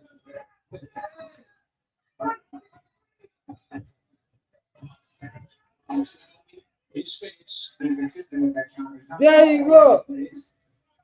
If he keeps countering that left hand with short hands, it's fine. Right straight right. There you go. That one got through from Tszyu.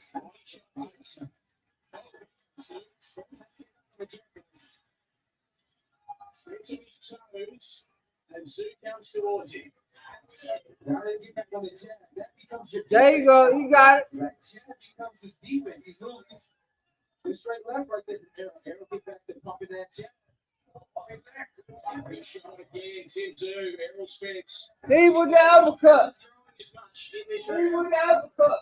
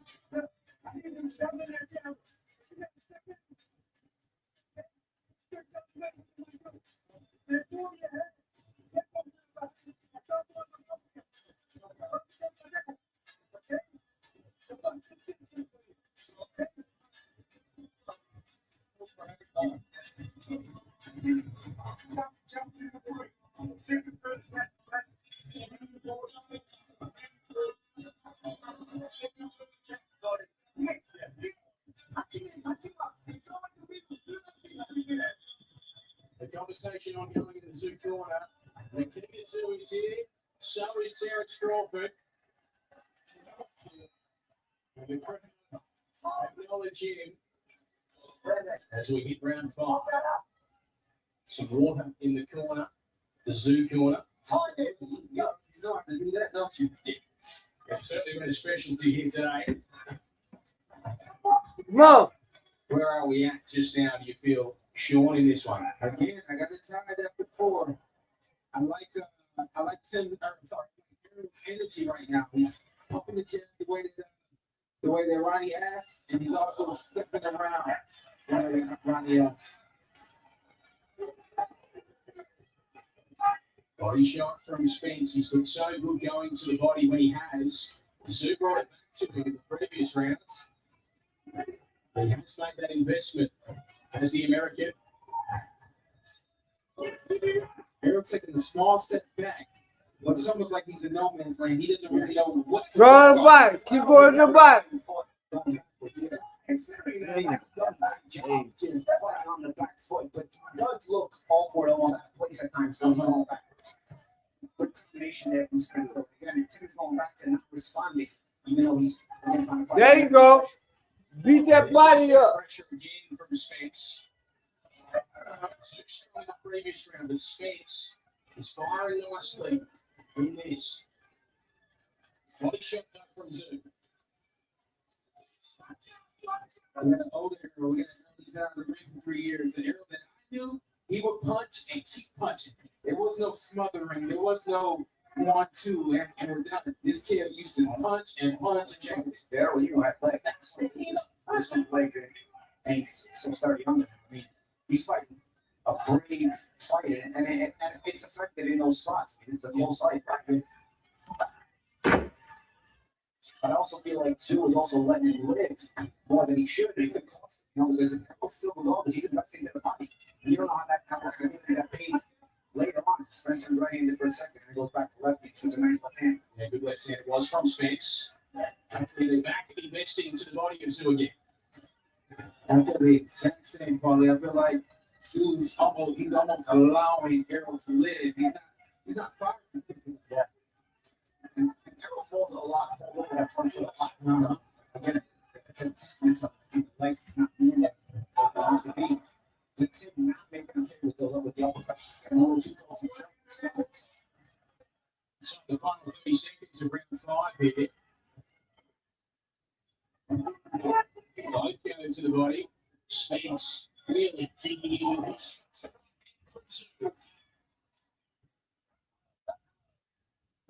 That's that sweeping right hand again. He's got to start. It's like this looping, hooking motion. Yeah, that's a good shot, but Tim has to get in the proper range for it. The 2 balls too far. Got the close rounds between Spence and Tszyu. I want to tell you, I don't want you to touch you. Push him back to me. I'm playing there. Every time you push him back, he's out of time to eat. Come on. Right.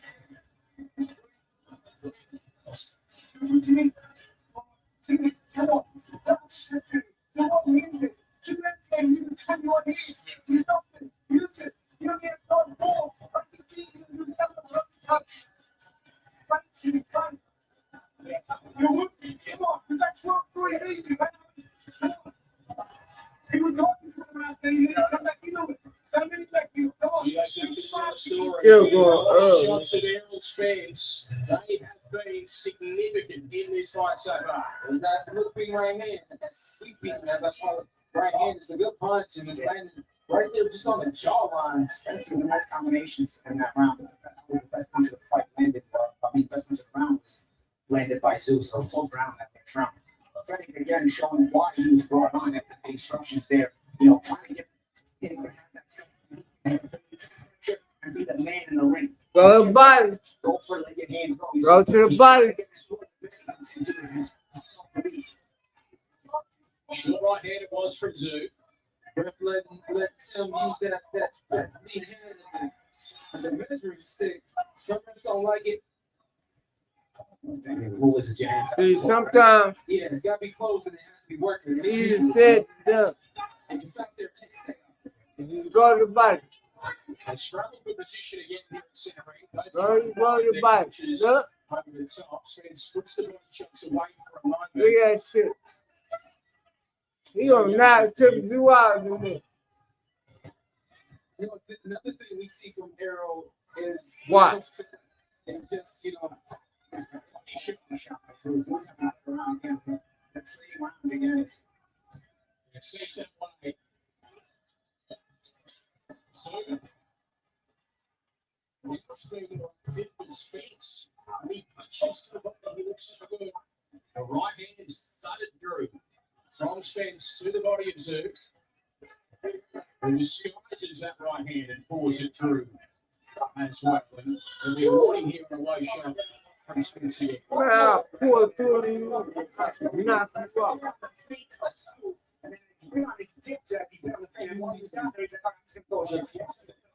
But he went low, but he wound up low because he bit on Tszyu's face.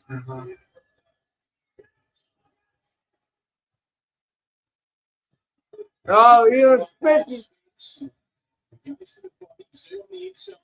Tim becoming a bully, leading, forcing. Trying to the body a couple of times. He tried to. There ain't nothing. There ain't nothing. My nigga gonna keep fighting. Watch. He's not checking that much again. Powerful coming off the ground as he falls. The crowd, they surge around Tim Tszyu every time that he scores with anything. They can so again as he drives into the body again with his right hand. That's interesting the way Errol's blocking that body shot. I mean, he's really, he's pulling it. Oh, he's really Don't get on your bicycle. Keep going foot. Be so awkward that the legs and she's like that. Yeah. Good round, gang.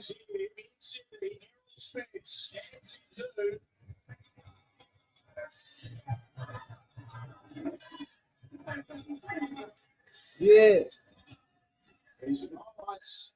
And we had to go around with both these guys a little bit more back and forth. I felt like that round was controlled by Tim. He landed a beautiful right hand right there. I mean, that's a right hand that a stick to let all the way back. I guess it was long there. And she can't watch. She can't even listen. Yeah, some others have always got to be caught by it. And she was there coming back. Here she is. I mean, it's the biggest moment in Tim's career. You know, you see the difference in Tim Tszyu when he puts them in the Spence stops jabbing under that the Spence decision making gets affected. He's under that kind of stress and under that kind of pressure. Sitting and throwing in terms of rounds. Is this not a Spence round, do you think? That was a suit round. The one before. This one, I mean, was even the one before the last one, it was close. I mean, I thought Spence the two the best punch of that previous round.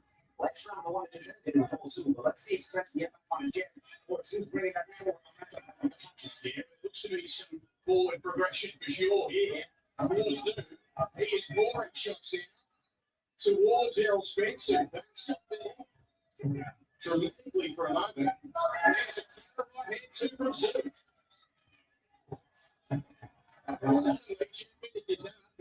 He's enjoying this a bit more.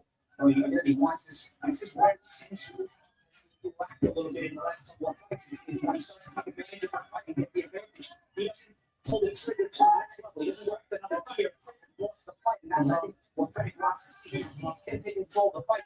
But now he wants him to step on the gas a little bit. So more defense here from Spence, who invested so heavily in the body in the early stages of this fight. Now, it's not so now gets to work with this Spence. You know, what's giving the advantage. That's the game. Cruising. I'm leaving. Oh, it's the same thing on the video watching. He's on the screen right now. He sends his son to take control of this fight. He wants to gear for this pressure. He wants to see uppercuts as well. He saw one right there and he enjoyed it a lot. The uppercut and Tim, so he thinks that's the punch that can do the damage. So right hand over the top as well. But Spence, he's just waiting here for a moment. Just walks Tim Tszyu backwards.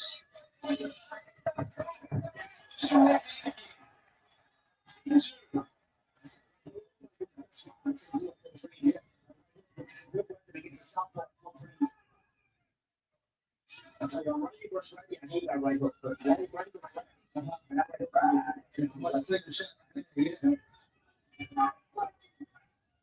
Body shot from Spence. What I find impressive is that Tim, again, while being in front of Errol, he's not giving Errol a whole lot. As a fighter, with work rate, when I wasn't able to hit fletch, that did something to my mind.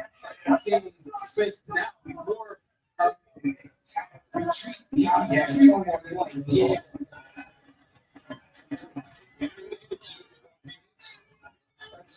Strike back. He's just incredible.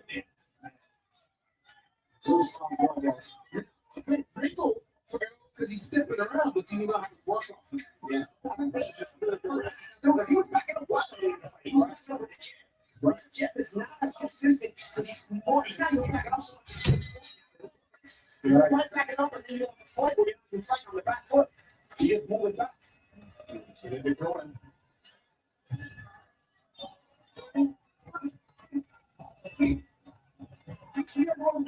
Trust me, I'm talking to you. I mean, you might be there. I'm still making you bring a lot of these hot things. Just saying what he said. I want to come back to that. That sweeping right hand. Keep bringing it all night long. Here it comes again. It's great timing.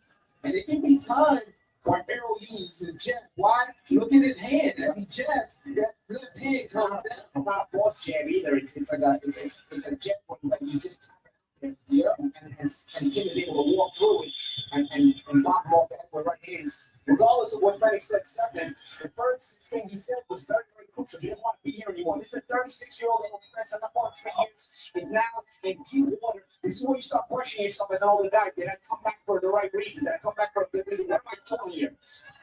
And Tim wants to be able to keep asking some of those questions. He didn't let Errol get out of his corner. Yeah, he's right across there, and what he said afterwards was Go to your body. there. Yeah.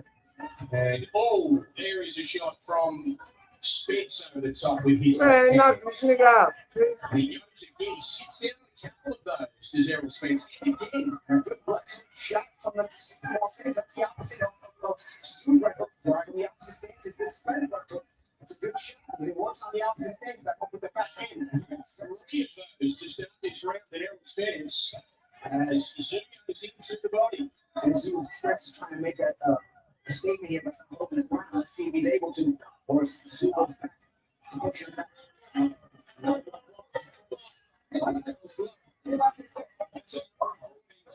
Again, the conversations between Spence and the referee with Tszyu. Tszyu just chases him. And they slam the ropes. Just sweat. The thing is, there's nothing there. Chopping shot, a little hook from Tszyu. Spence tries to work to the body. It's cleared out again. But it is Spence who works hard off the left hand. Tszyu, the right hand. Again, it's going to help him to Tszyu. Spence fires back. Let's see round from Spence. I don't know if he's making a much bigger ground. He's trying to make a send the message to Spence like I'm not going anywhere. I'm here. I don't know if he's going to win the round. It's still up in the air for me, but Spence is making a decision here. And this is why this is a good part, because on the other side of that, you got good intelligent pressure coming from Tim Tszyu. You know, he's keeping his body on him. He's trying to move and turn, and he's just keeping his body on him. Eventually, it has to become more punches. But at this point in time, when it is punches, it's great rounds for Tim. Tim just takes away his own space, or it ends up taking away the space from Tim. Regardless, though, when Tim adds the punches to the pressure, he has some very good rounds.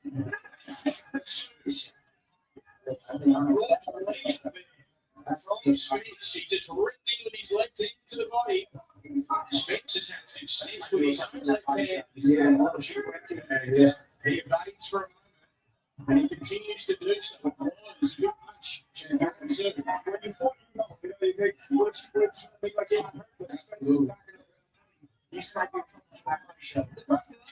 he's not going to come back. He's bringing a lot of variety to the game, right? So when you see him doing things that aren't in his nature, it's more than likely because he's hurt. It's more likely because he needs that space to breathe. So they head to the stools again. This one at a very important stage. 8 rounds down between Spence and Tszyu. Well,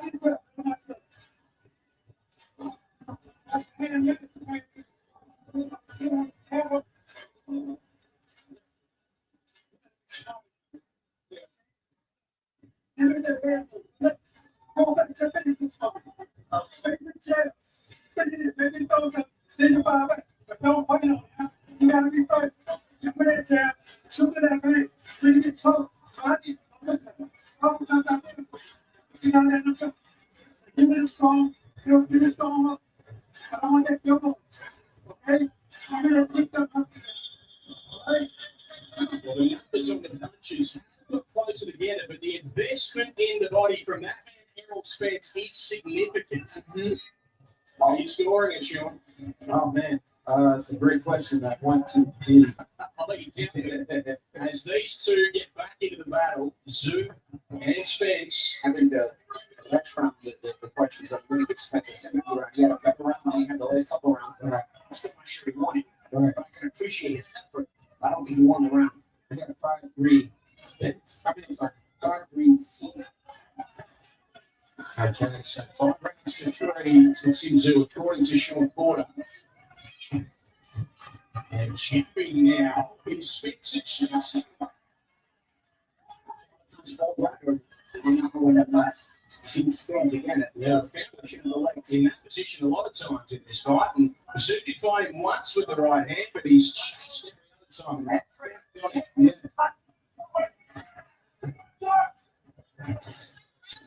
So the overhand left when Errol was able to find it. They found it in the previous round a few times. You know, when you're fresh and when you're all the guy, you're fresh. And you decide to take the fight. You know, you're fresh. You're not feel the discomfort. In this part of the fight now, where you say, "Did I really want to come back or not?" It's best decision making in this part of the fight. In these next rounds, that will decide how badly you want to come back. It's not easy. I mean, he's fought bravely, but it's not easy. Yeah. Being all the guy in this position where the younger guy's stalking you like this, because the bigger guy's stalking you like this, it's where you start to say, "Okay, you know, how badly did I really want to come back?" And sometimes you have to say, "No, maybe I didn't want to come back as badly as I wanted to." That movement is what Errol needs, but you can see it. I mean, he shuffled his feet, he stumbled his feet. It's what he needs, but it's nothing. It's not something that he, teaching the old dog new tricks. That to me will be a new trick for him. Both of you guys did predict a stoppage around this time yesterday. Is it still that way that you think it's headed, or are we going the length? Yeah, I thought this fight was going to be over 3 rounds. I mean, in the turnaround coming in, I just thought it was going to be you get me, I'm going to get you. But both these guys have exemplified better defense and more punch resistance like that than I think anybody expected. And it would look that way, it should have, but it's should have got into this position now. Skip scores with a couple of strong right hands there. And he drives out to the body. He's good doing so as well. His right hand long to the body of Spence has been an important punch. I pulled 3 pounds on. It's a good thing. But again, not something that he doesn't do. And again, nice little throwaway shot, and then he put it right in. Don't punch him up there.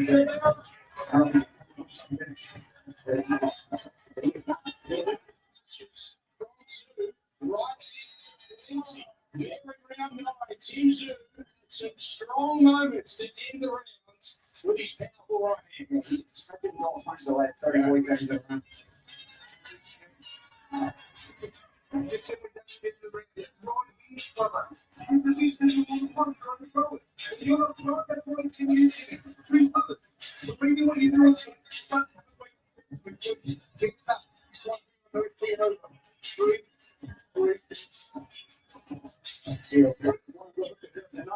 Spence to the left hook and side, and two comes right back to this right now.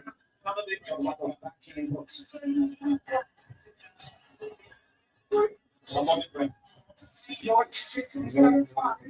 Straight right hand down the middle. The shot you want to use on southpaw.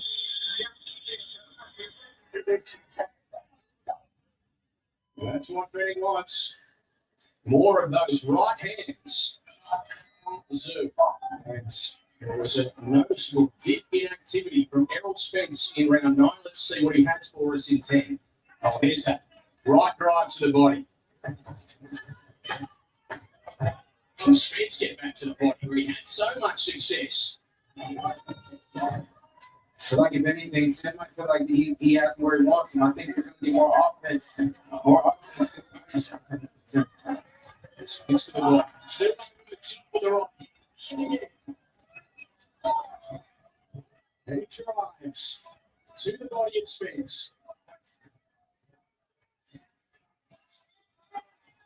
I like the left hands too. Spence just trying to take you the knee shots. And they're trying to get fired. And Tim not allowing Errol to get as close as he had been before. Let's give his arrow with more movement from Errol. I'm finding there, Tszyu. Just in the left hand of Spence. Good force with Spence. And he's still there. There's Errol Spence. He's got that strong left hand. He invested to the body as well. So what happens the further we go here? Tim Tszyu has stepped out the past couple of rounds. What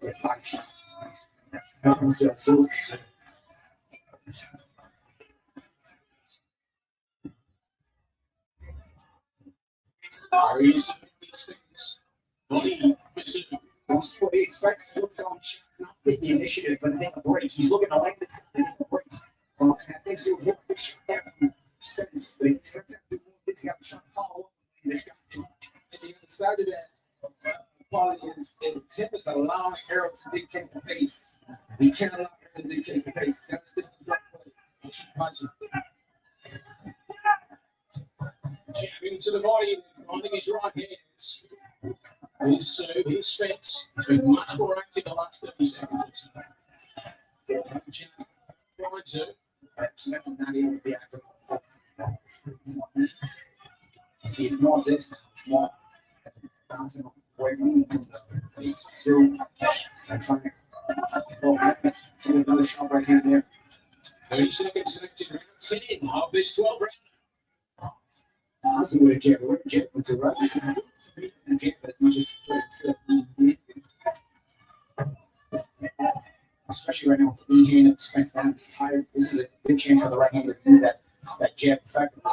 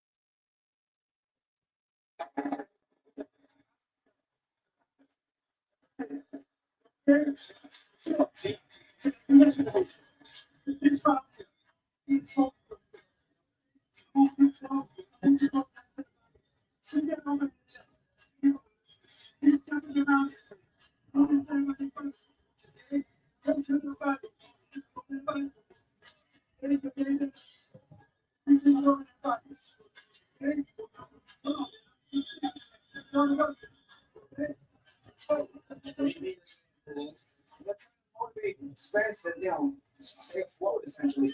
I think he lost the last 3-4 rounds. It's always for control. I mean, there's moments where Spence is trying to take control of the round, but he's not as consistent anymore. In the fight, they were exchanging rounds. At that, Errol was able to fight for the full round, and now the parts of the round where Errol doesn't fight, he only has a good moment. He loses the remainder of the round. It's Tszyu is hitting with those right hands. Sean, you last score again. Where have you got us? The mark me with scoring. Make up the stand here and gutsy part of a fading champion. I don't know if he had again. He doesn't have to do this now. There as well from Tim Tszyu. He threw his own left hand, but Tszyu's right hand was sharp. Spence, yeah, he is really digging deep there. Oh, there's a good left hand from Spence. As well. This is my math is not off. It's 96, 92 for Tim Tszyu. And he's in 40.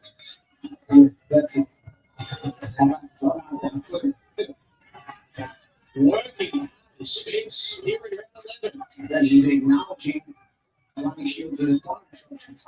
Trying to get busy. You can see he's tired. Some of those punches are tired on where he punches, but he's trying to outwork Tszyu in there. Again, the part of a faded ex-champion, right, who refuses to go away from a class. Clearly, there's something left because he is done deep here in this 11th round. As Errol Spence is trying to fight that left hand as well. Champion. When you get to the point that you're allowing your fighter to survive, and you said that about Tim Tszyu, that it was like.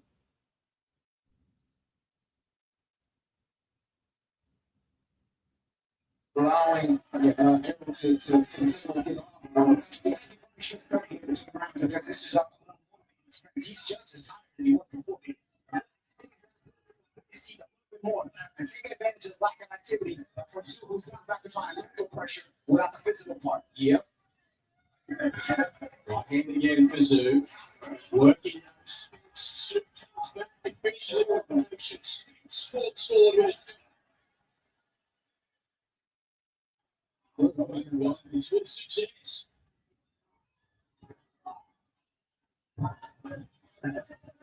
30 seconds. Still to count me around 11. If you allow him to, he'll use the real estate. He'll circle around and create this space that he needs. This is Tim's fault for allowing Errol to breathe. And it was also a little bit more digging down from there. Yeah, I'm telling you, Ronnie pushed a little bit. The last few rounds, He giving you a good 30 seconds each round, but then he was losing the rest of the round. This time, he kind of dug in and fought for the majority of the round. And Ronnie gave him a handful between rounds. And he came out and listened. So, we head to the corners for the final time in this one. And here is Jeff Bennett with Tim Tszyu.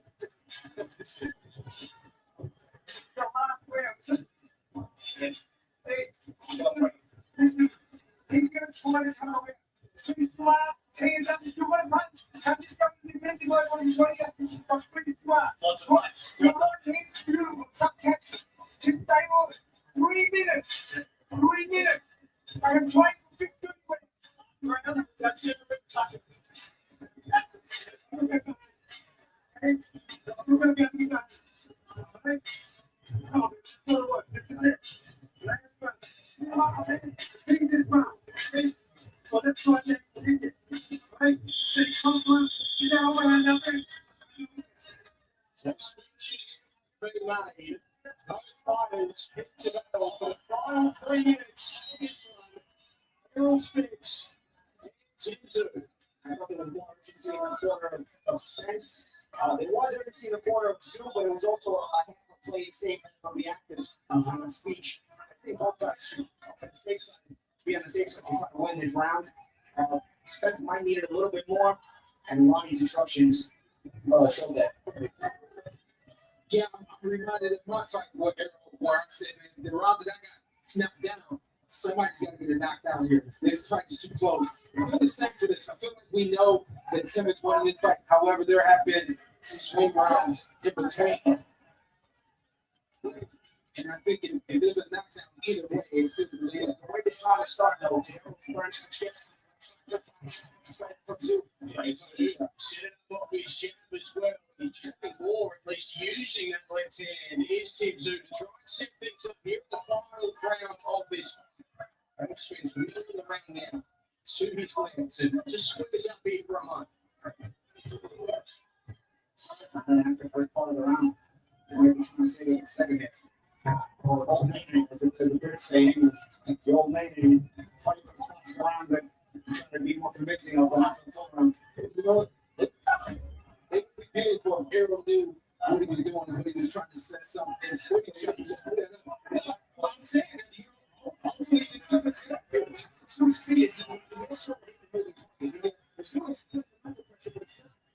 the physical part, you're going to get more to the body. You're going to shoot something simple like a straight right into the stomach.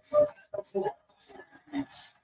Tszyu scores. So I'm asking for him. So he's got to get the physical part. If he's not, if he's got to put the mental part here. What you call that earlier? You said going to the attic? Oh, no. Rooftop. I mean, that was a nice little touch to the body and it's straight into the head. Yeah. He's been looking for that combination as Tim Tszyu. He's been trying to set things up more in this last round as well. With that jab. The right hand comes with it. I'm questioning what the Spence burned up with gasoline around 11. Yeah, what did they have to try? He's got nothing here around 12. So he's got to put the punch in here to put the round in the bank. Strong final round here for Tim Tszyu so far. He's scoring with right hands at times. And Errol Spence, who was so active to the body in the early stages of this fight, he has put the human racket times, particularly here in this final round. What does the aging superstar in Errol Spence for us in the final 20 seconds here at Sydney? Tim Tszyu with the crowd surging in. Looking for the boxing line. It's really we love one more minutes.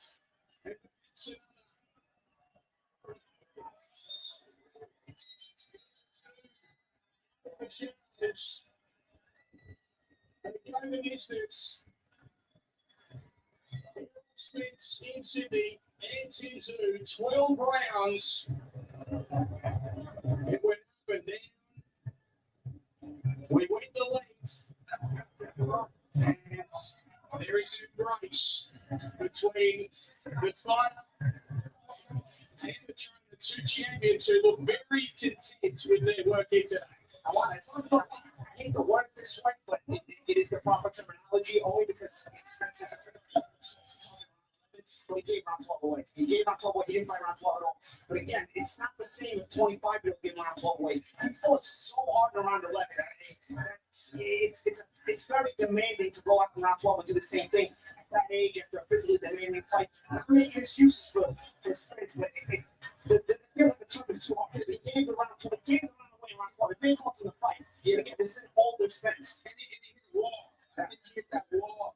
And even earlier was really willing to push through the round. That 12th round was just not it. You know, a round that he moved. And essentially the entire round. And on the other side, Tszyu didn't really throw a lot of punches the first half of round 12, but he took the round home in round 12, controlled it, and lost it in the second half. For me, what excited the fight was round 12. One thing I find a little frustrating, we had a moment really early in this fight when Tim Tszyu follows, trails Errol. He catches him with a nice little uppercut, and it shifts Errol up. He talked about this earlier. When you talk about making the fight feel old, when you talking about making the fight feel good, there was 3 years left. Those moments, you have to create more moments like that, you know? And I find that frustrating that Tim didn't go for it a little bit more. We also have to keep in mind, we're talking about Errol being older and whatnot. Tim is not quite as old, but he's been through the ringer as well as part of the tough fights in his career and some of the tough losses in his career as well. So these are both guys sort of being rehabilitated against one another so that the winner can't move to big fights because they still have such big games. I wouldn't say either of them looked their best tonight, but it was a good little entertaining scrap. It was that 12 round Sydney, Tim Tszyu and Errol Spence. And it is time now to find what the judges have made of this one. So we can head to Jimmy Lynch. Ladies and gentlemen, after 12 rounds of action, the judges are in agreement. We have a unanimous decision. Here are the score totals. Judge at the ringside, Adam Height scores the action 118 to 110. Judges Carlos Costa and Joanna Schwalger both scored about 117 to 111. All three in favor of the winner, the Phoenix, Tim Tszyu.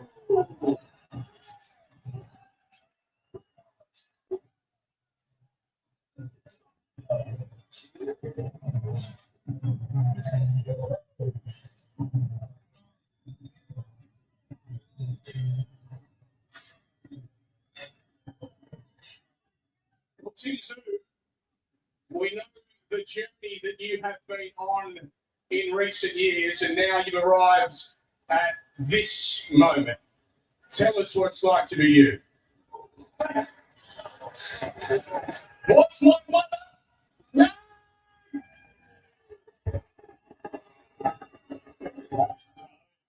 Honestly, Sydney, Australia, and the whole world, I think y'all 160 is my new division, and I feel strong. And like, big blessing to my fans, man. This is I'd say this was one hell of a show. And kudos to the boys at No Limit.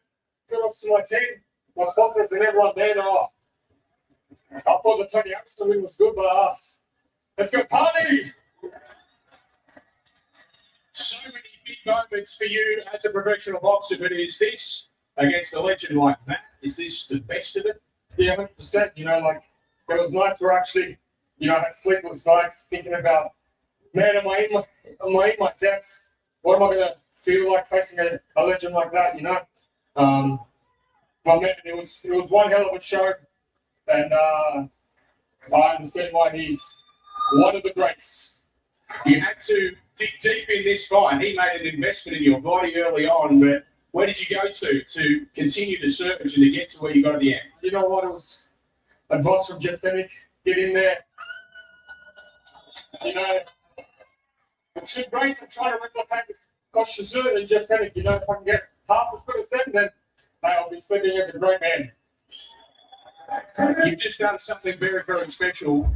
What happens in your professional boxing career from here? Talk to the boys, man. But I'd love to fight for a world title, man. Who is there? Lara.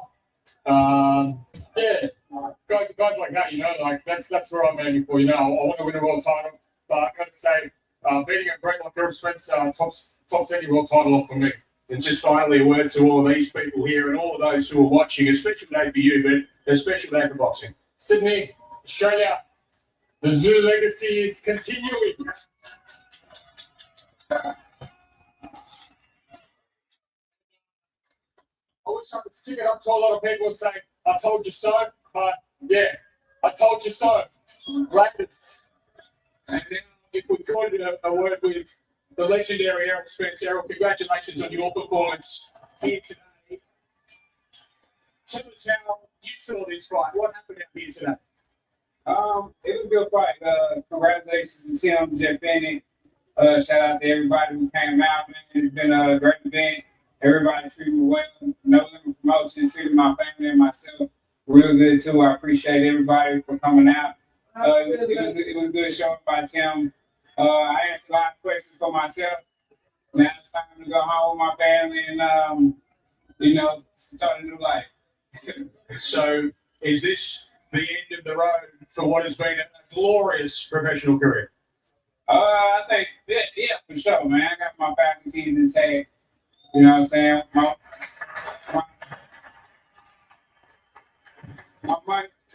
My money is good and working for itself. So you know, everything's good, man. You know, I got a beautiful family, and I thank God that I'm gracious enough to leave this for my faculties intact, and my family still by my side, and you know, everything's gonna go well. That means. Well, Errol, congratulations on a magnificent career. It has been an honour to have you here in Sydney, Australia this week. I appreciate everybody for coming out. I appreciate everybody for showing me major love. I appreciate Tim and his team. They've been very great. No Limit has been very great too. And I thank you all. It's been a great journey for myself. But it's time to be on my family and you know, and live that family life. Let's hear it for these two fighters, ladies and gentlemen. Errol Spence and Australia's Tim Tszyu. Well, he's got the resurrection against Errol Spence. He's past his moment of truth and Danny Green. The camaraderie between the two and then was complete for Errol Spence. But what about this performance from Tim Tszyu? Masterclass in a sense. He was too dominant, too slick, and he got the job done. Yeah, he got the job done. It was a performance that he just needed to step on the gas early. And I was actually, I think he was stopping early. I thought actually the was, I said earlier, that speed was what's concerning me with this fight. In Errol Spence, the speed and the legs. And it was he's going to drive on the sunset after a magnificent career. And he gave his all, but he just didn't have enough. It wasn't enough. Errol Spence, and 3 years out of the game. Too long and credit to he did what he needed to do. That's a wrap, man. Errol Spence lost. And he threw some lovely shots and he pressured him. It's all good, man. My nigga EJ, man. It's all good, man.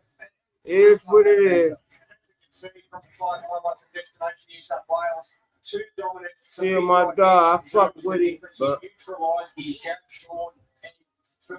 Tszyu won. It is what it is. That, on that note, I'm out of here, yo. Peace. It's the Boxing Media Podcast. Early on in the fight, but the punch resistance happened to be there much better than for both these gentlemen than we all do. That I think was probably. I got some clothes. I got some jewelry. The rest I got tied up in investments. I ain't got nothing else. Okay, let's go.